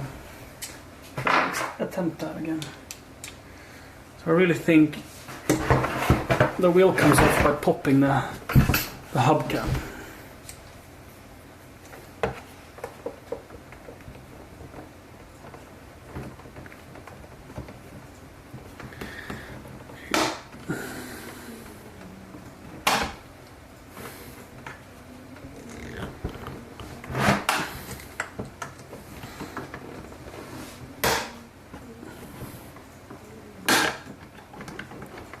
This is definitely ABS plastic with the way it cracks.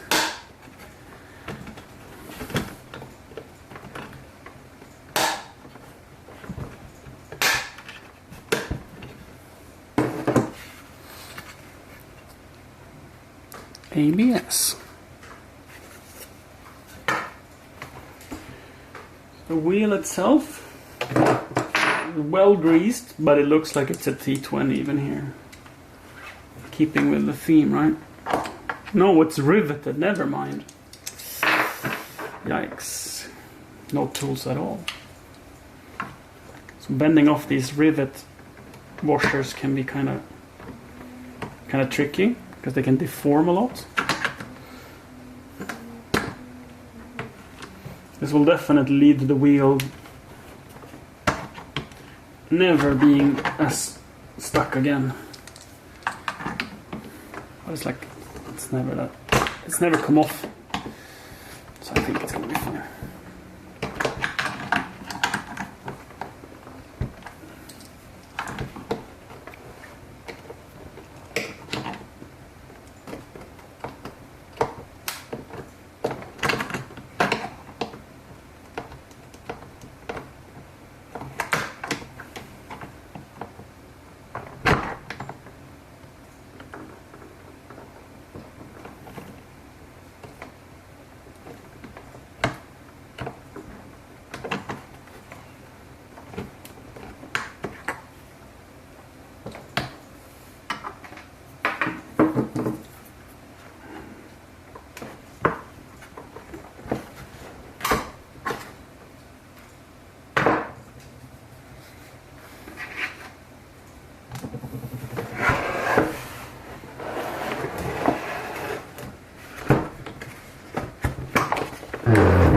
That gives you guys a much better look at the problem. So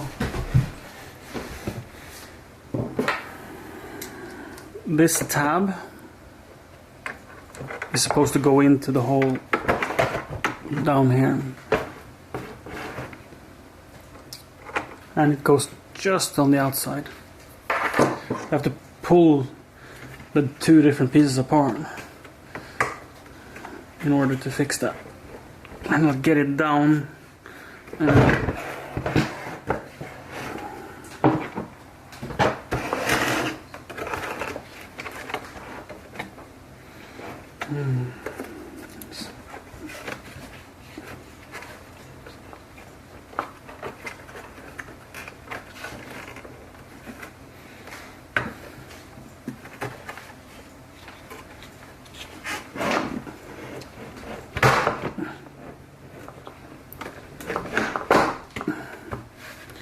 Like that.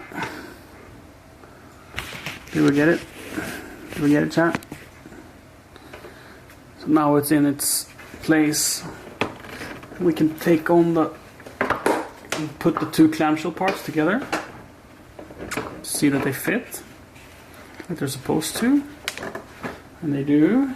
Put the bottom part on.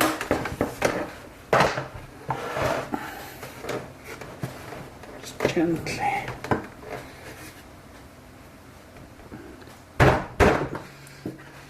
Very gently.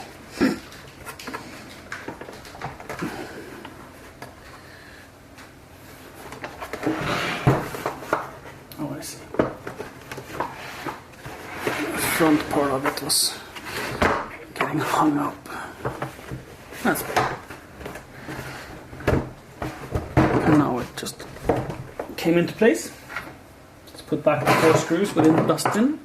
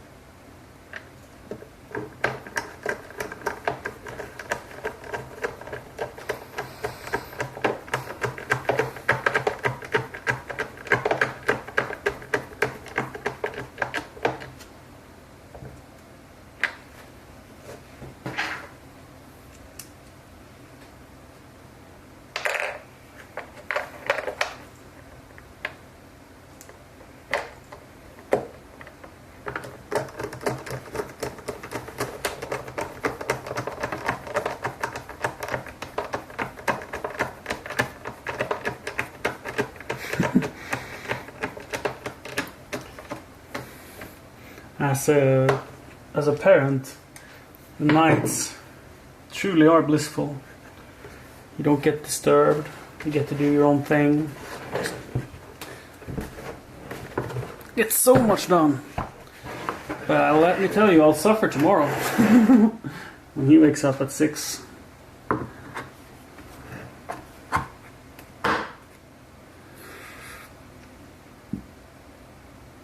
Let's see if I can bend these tabs back a little.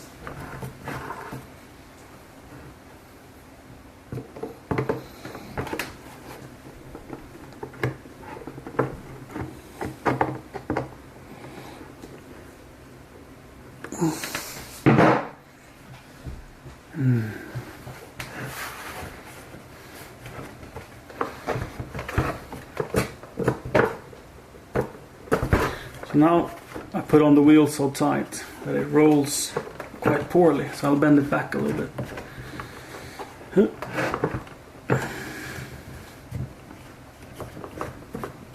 I mean, it's not a race car, so it doesn't have to freewheel. It's nice if it's not like super stuck in there.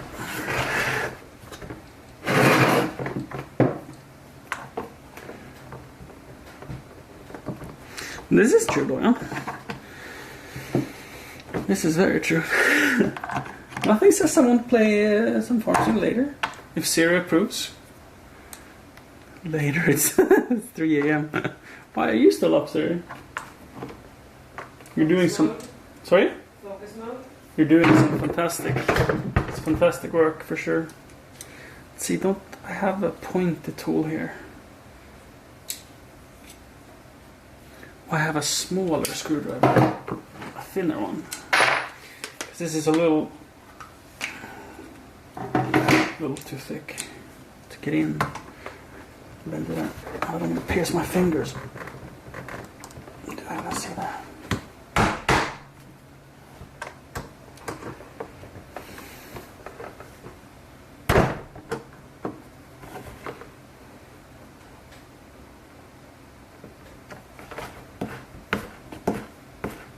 That's great. This means it sits tight, which is what we want. I'm so tempted, like imagine repainting one of these parts. How nice the machine would look. Not scuffed up and old and worn.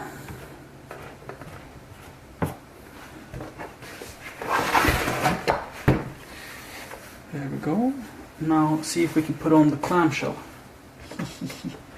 My least favorite part.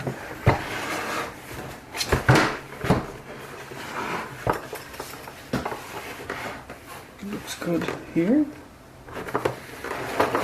Actually looks very good. So it's just over the right rear tire then, and the absolute back. Let's see if we can squeeze that on. Swomas! Thank you for subscribing. This is the content you like, huh? Oh. Thank you for letting me get to know you. You like fiddling? You like frustration? You like to see streamers in pain? Yeah? See? Just kidding, I'm having a blast doing this. That feels like it's in place.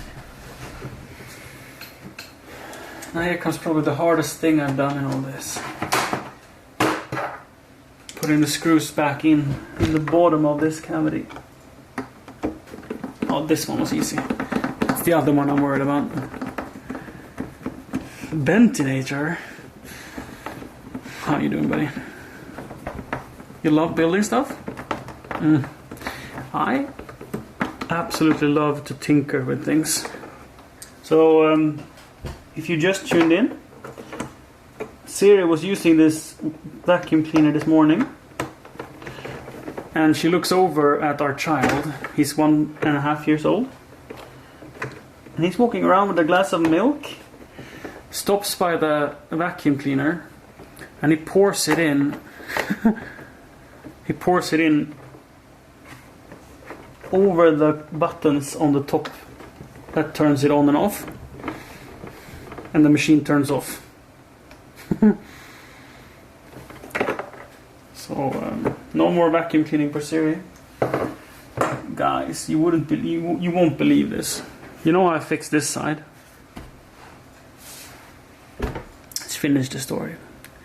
So yeah, it turned out that milk had dripped down in between the buttons onto the top PCB here and making a short circuit.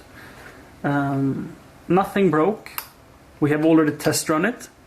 So after tearing it apart, taking this out, cleaning it, I also opened up the inners and checked the motor, so the motor wasn't sticky. I fixed the cable reel, or made it a little stronger so it spools up better, and put it all back together, and it worked. We fixed it. But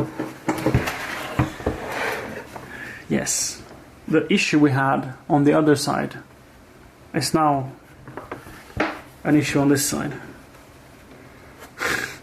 So I fixed it on one side and then I unfixed it on the other. So yeah.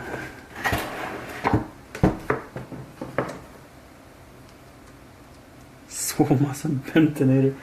Indeed, the team. But now I know how to fix it.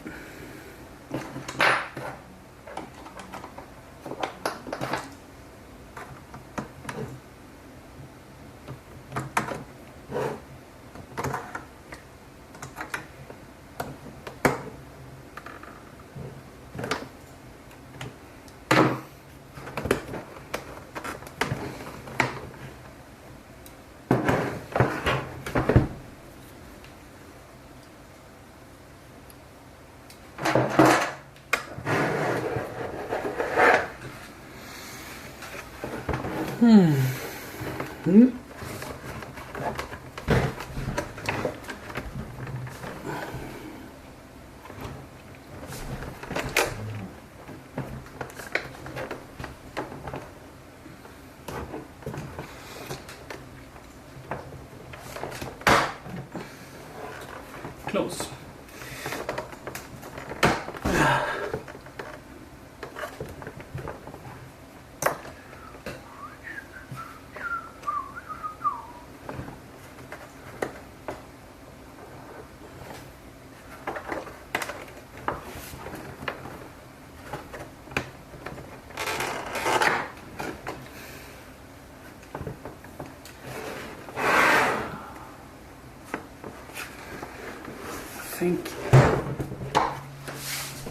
I think there's no shortcuts in life. If I had to take away the 4 screws on the other side, I will have to take away the 4 screws on this side.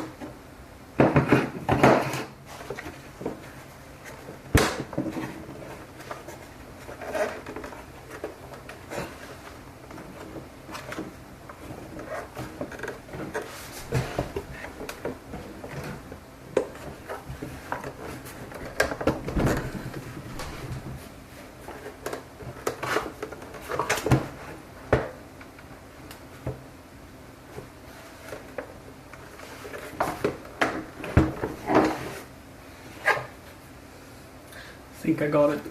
I just need to get it back together. Oh, it seems to be stuck somewhere. And I don't want to flip it too much, risking undoing stuff I made. Woo! Wheels are tight on both sides, guys.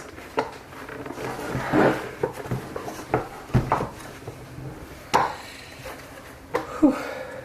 I did not expect that to be as easy as it was. Worked out so well.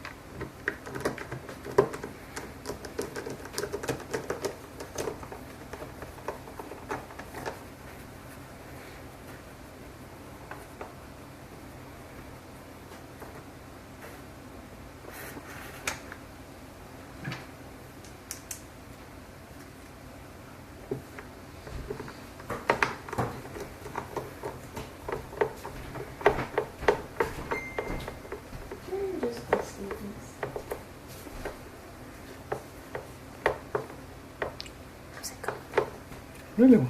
Mm-hmm. There's been some struggles, Mm-hmm. but I have circumnavigated them. Mm-hmm. And we are now on the home stretch. I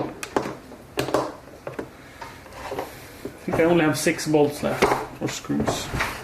7.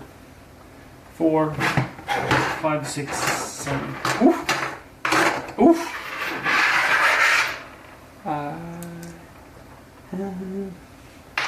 Plus these 2 down here. So 9 screws to tighten, 7 left to put in.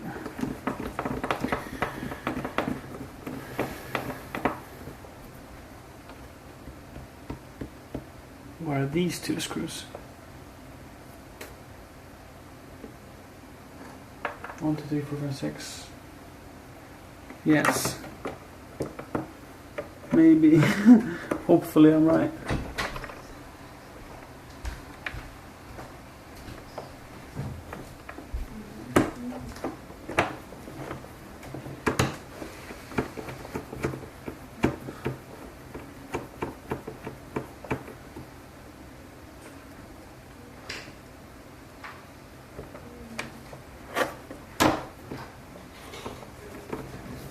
That one was never loose. Okay. Okay. Now I put on top. Siri, can you say hi to Ebba?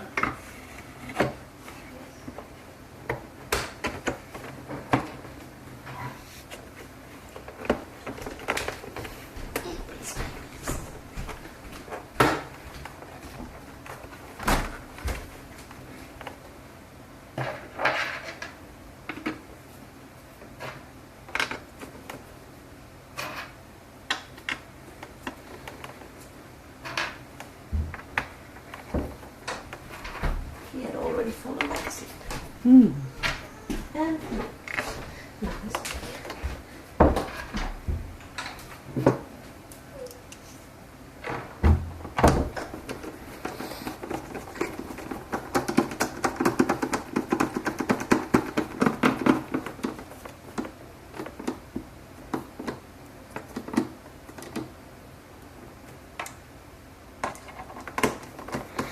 So you tighten these in a star pattern.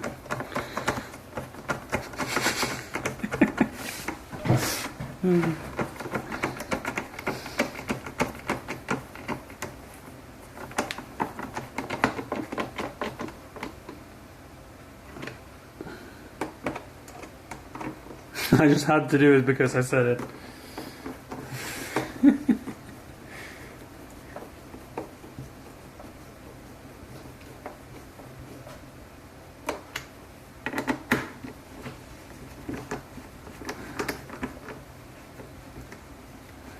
Hi, Max Miles.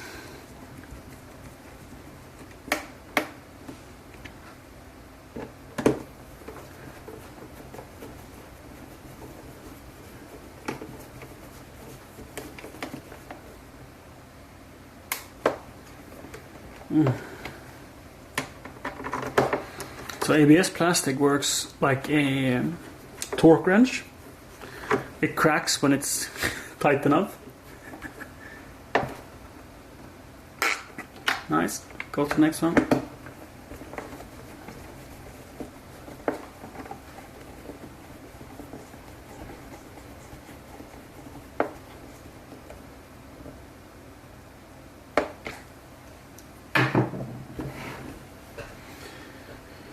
And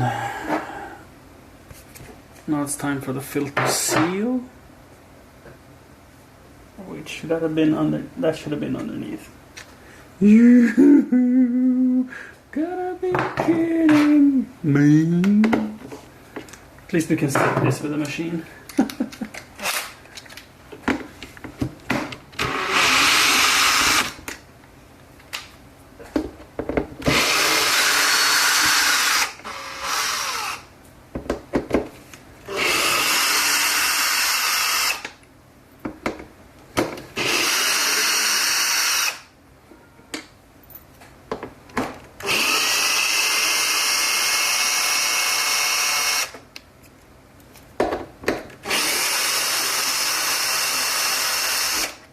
Exactly. Until it snaps and then back off half a turn. So what we missed is the filter seal for the Hepa filter. So between the top cover and the body there sits this blue lovely seal. Since the Hepa filter, since it comes in from the top like this, since it's user replaceable, comes in like this, and then there's a seal down there, making it all nice and tight.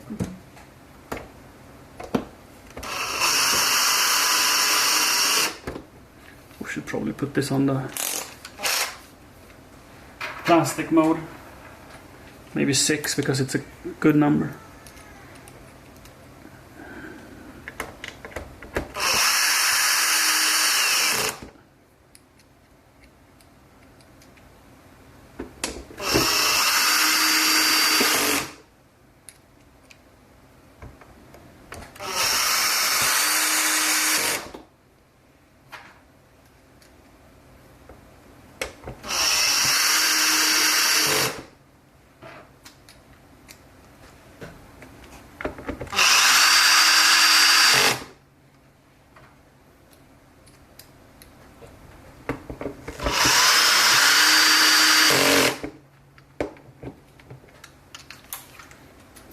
It by hand.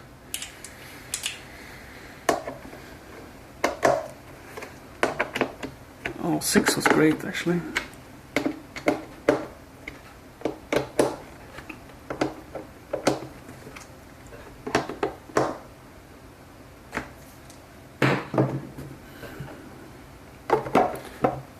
Pop the filter in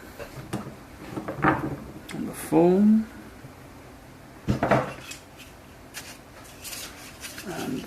I think I should put on the front bit before I put on that one. So let's put the foam in the back part actually.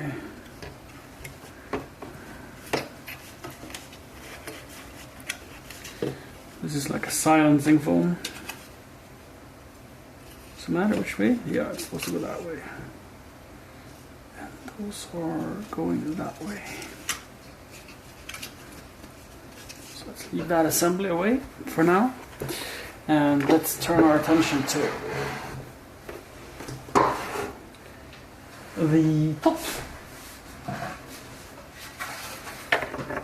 So these are just held in place with force, no screws. Like so.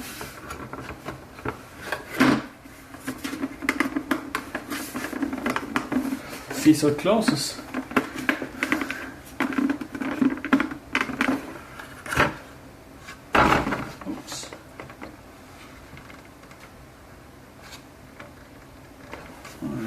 Oh, the fit is a little off. Something is not as it should be. Damn. Side is a little off.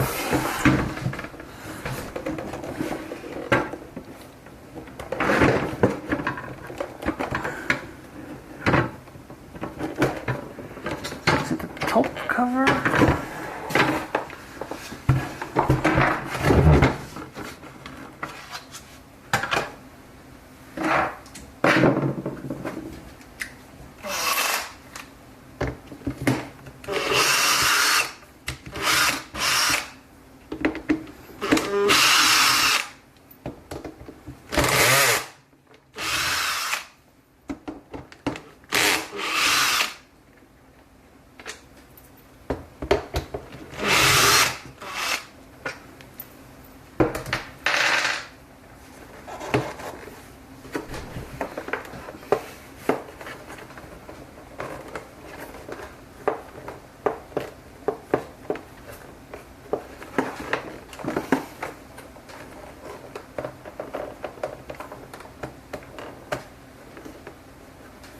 Is this whole top cover supposed to go up outside?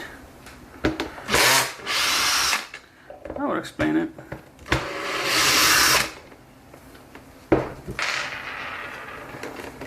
Like, this is supposed to hold the whole sandwich together.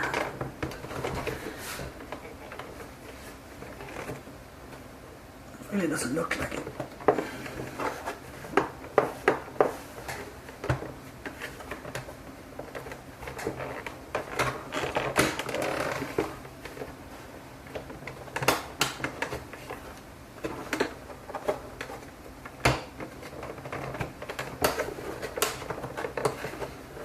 Gasket somewhere. There's quite a lot of gasket material sticking out here.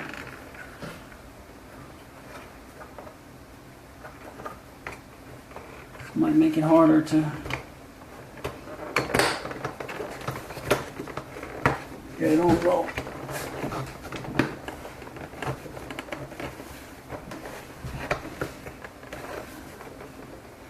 That was probably it. The gasket being in the way.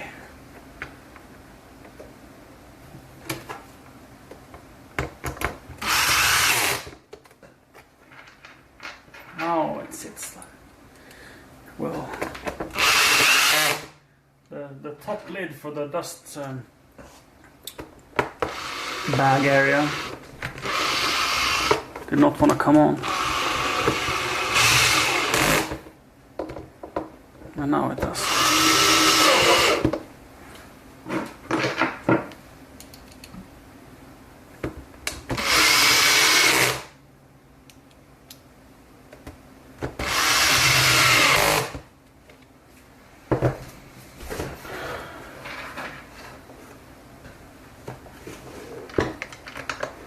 Once again, for the 7th time, we're putting on the top cover.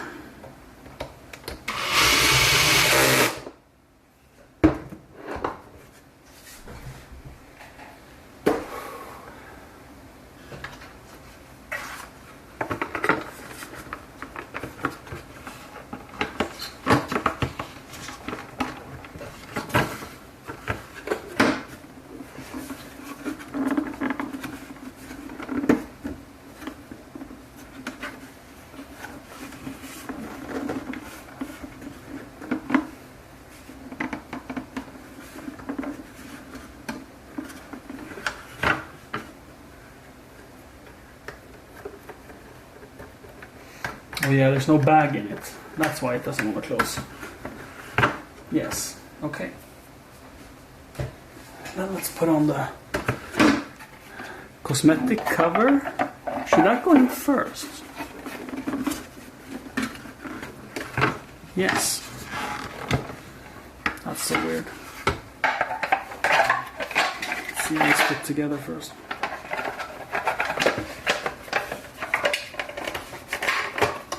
Yes, they can maybe go together as an assembly.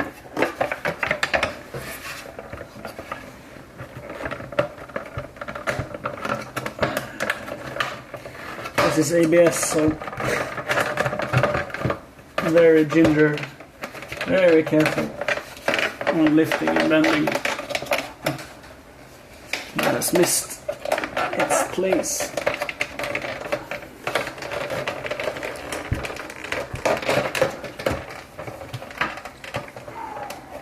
That's the whole. Let's see if I can put them in separately.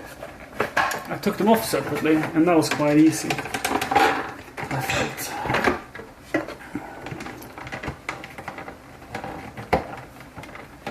So if I just get the blue one on, like so.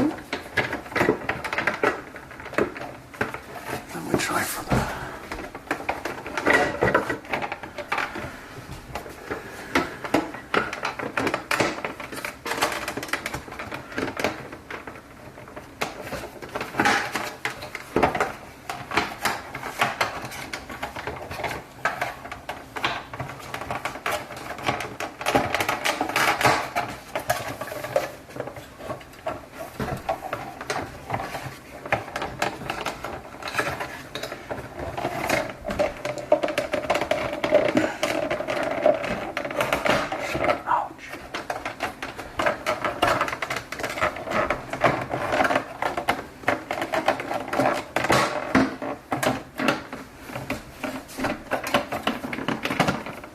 That's better.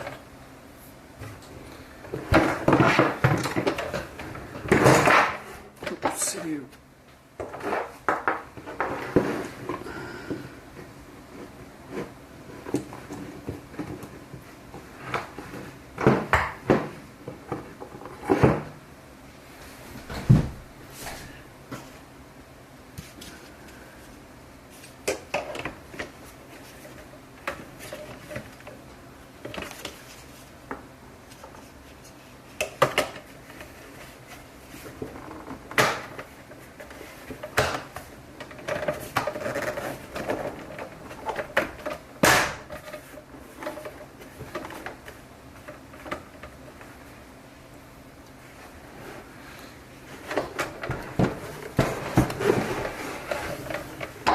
No.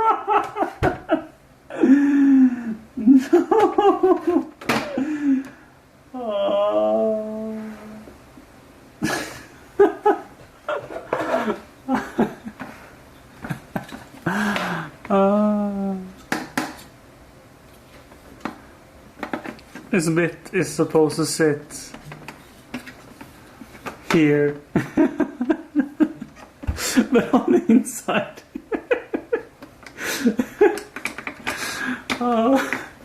So all this does, it's directing the LEDs so the light shows up for the corresponding buttons. So there's different modes on this vacuum machine, like carpet, or this is probably stone, carpet, rugs, sofas and curtains, and filter and S-bag and stuff. And without this, it will all bleed together and you won't see which mode you're on.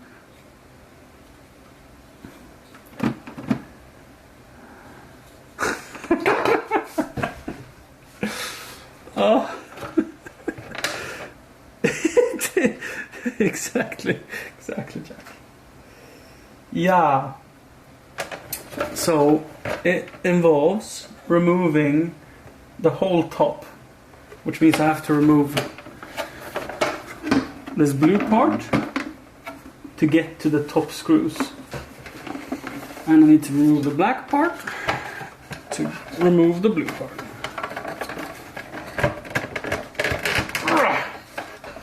I'm optimistically going to try to remove them together.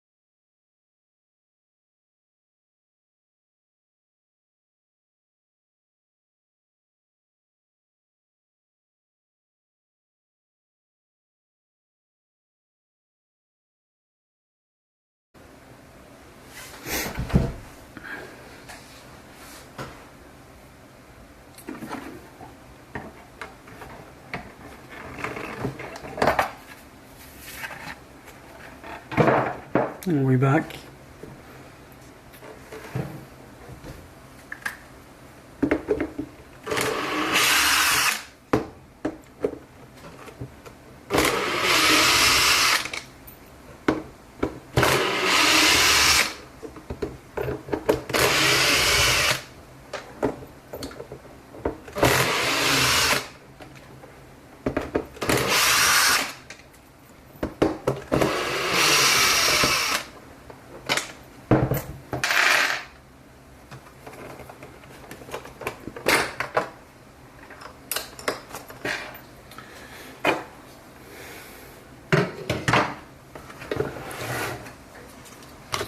You guys want a close-up of what this little plastic thing do?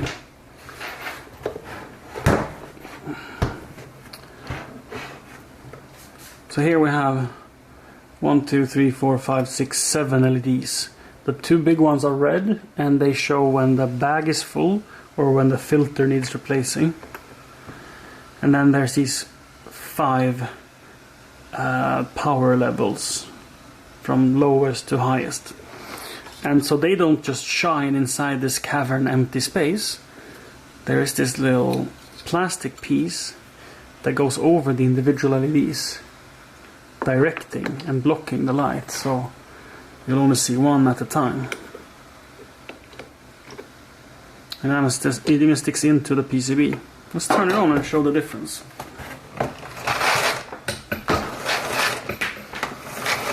I mean, now that we've gone this far to show how much we struggle, we can at least be a little...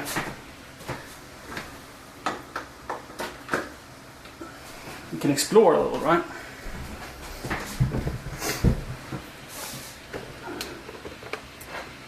And these are the LEDs in question. Alright, let's turn it on even more. Let's do that. And then you put this on.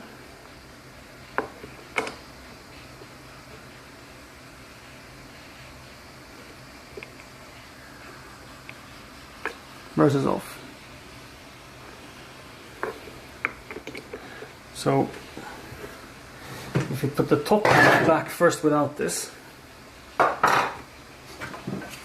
just temporarily, this is how it would look. I think it looks better than I would have expected.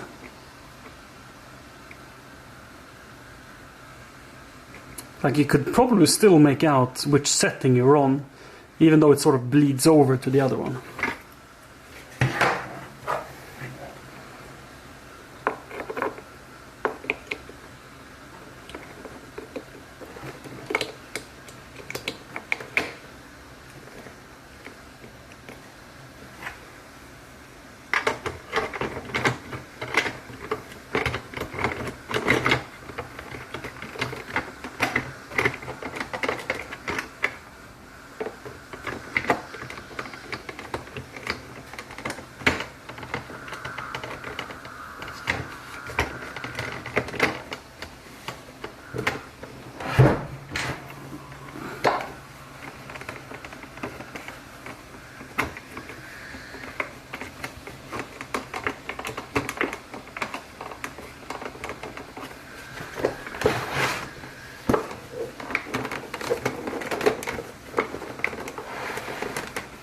This is with it on. No bleed between the buttons. Very clear to see which is which, and it's not fully on yet. But a big difference.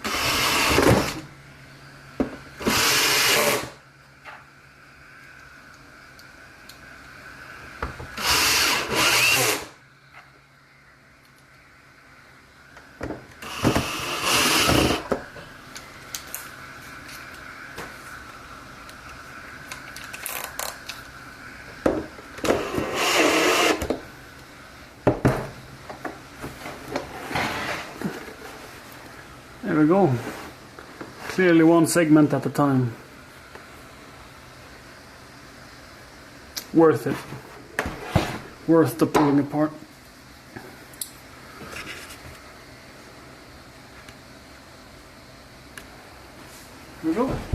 put back the Hepa filter.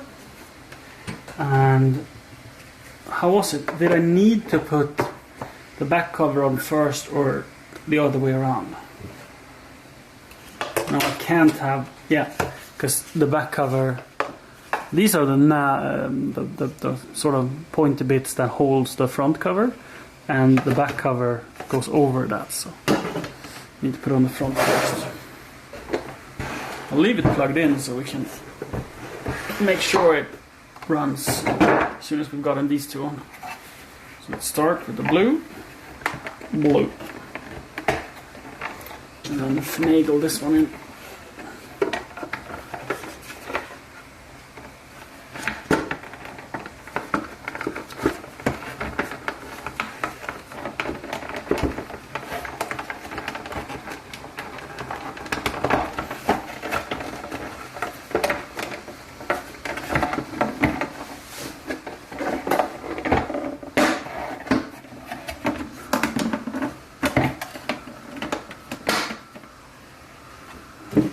Back cover.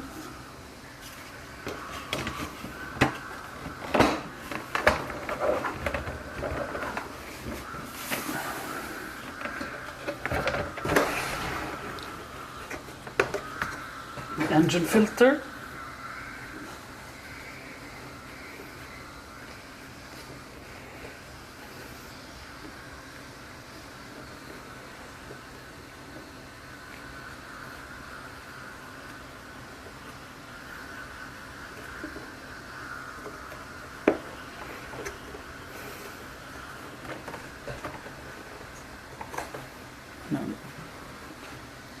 The dust bag.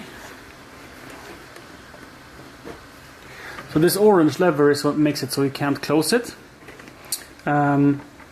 This orange lever makes the lid catch on this little nub here in the case,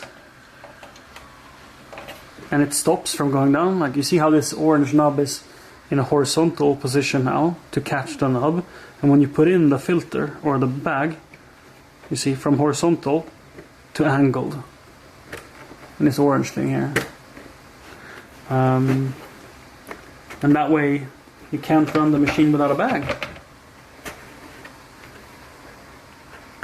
Someone probably got a raise when they figured that out. Let's open it.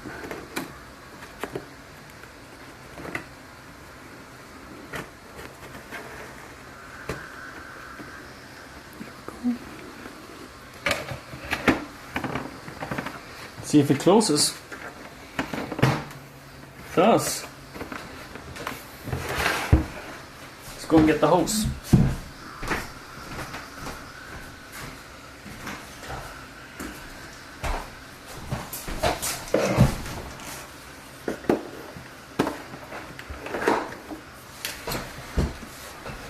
Let's put on the sides, because I think we can be... Let's test run it first before we put in the paneling.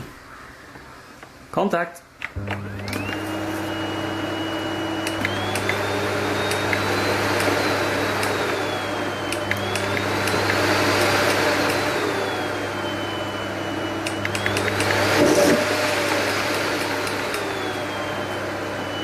There was something on the floor I vacuumed up.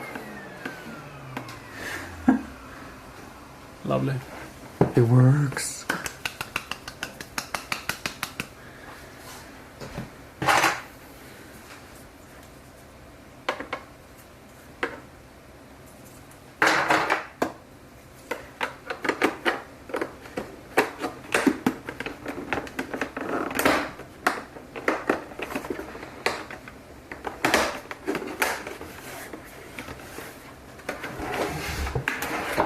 One more.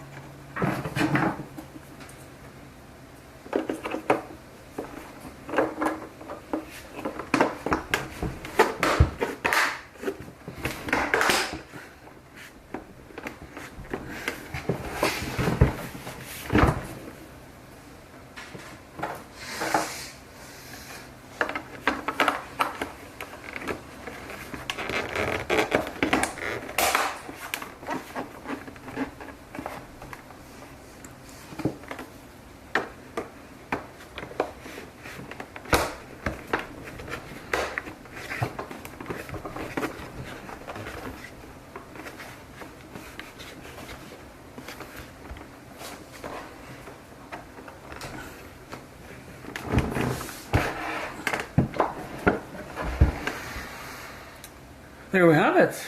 Spare parts. Let's look for spare parts. Any leftover parts? I say no. We did it, team.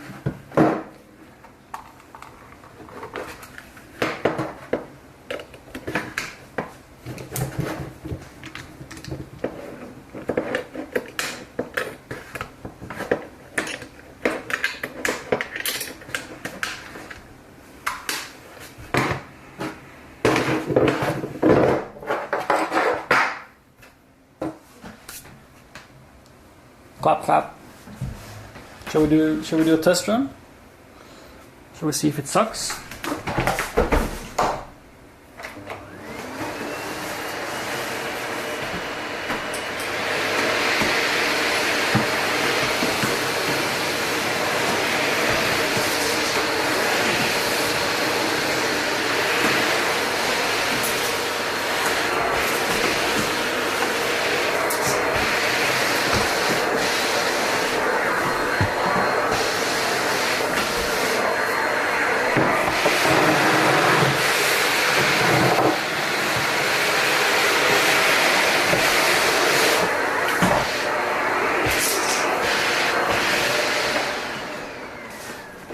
Alright, we'll call that a successful turn of events.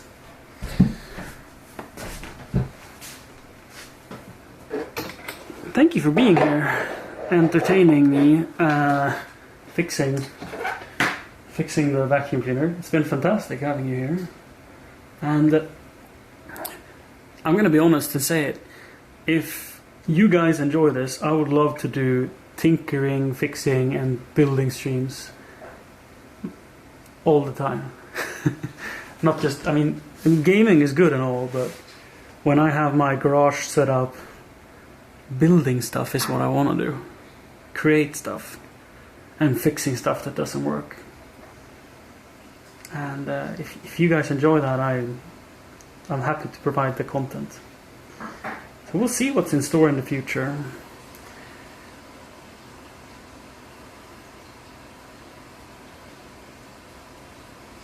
But for now, we're signing out. Thank you to all my new followers.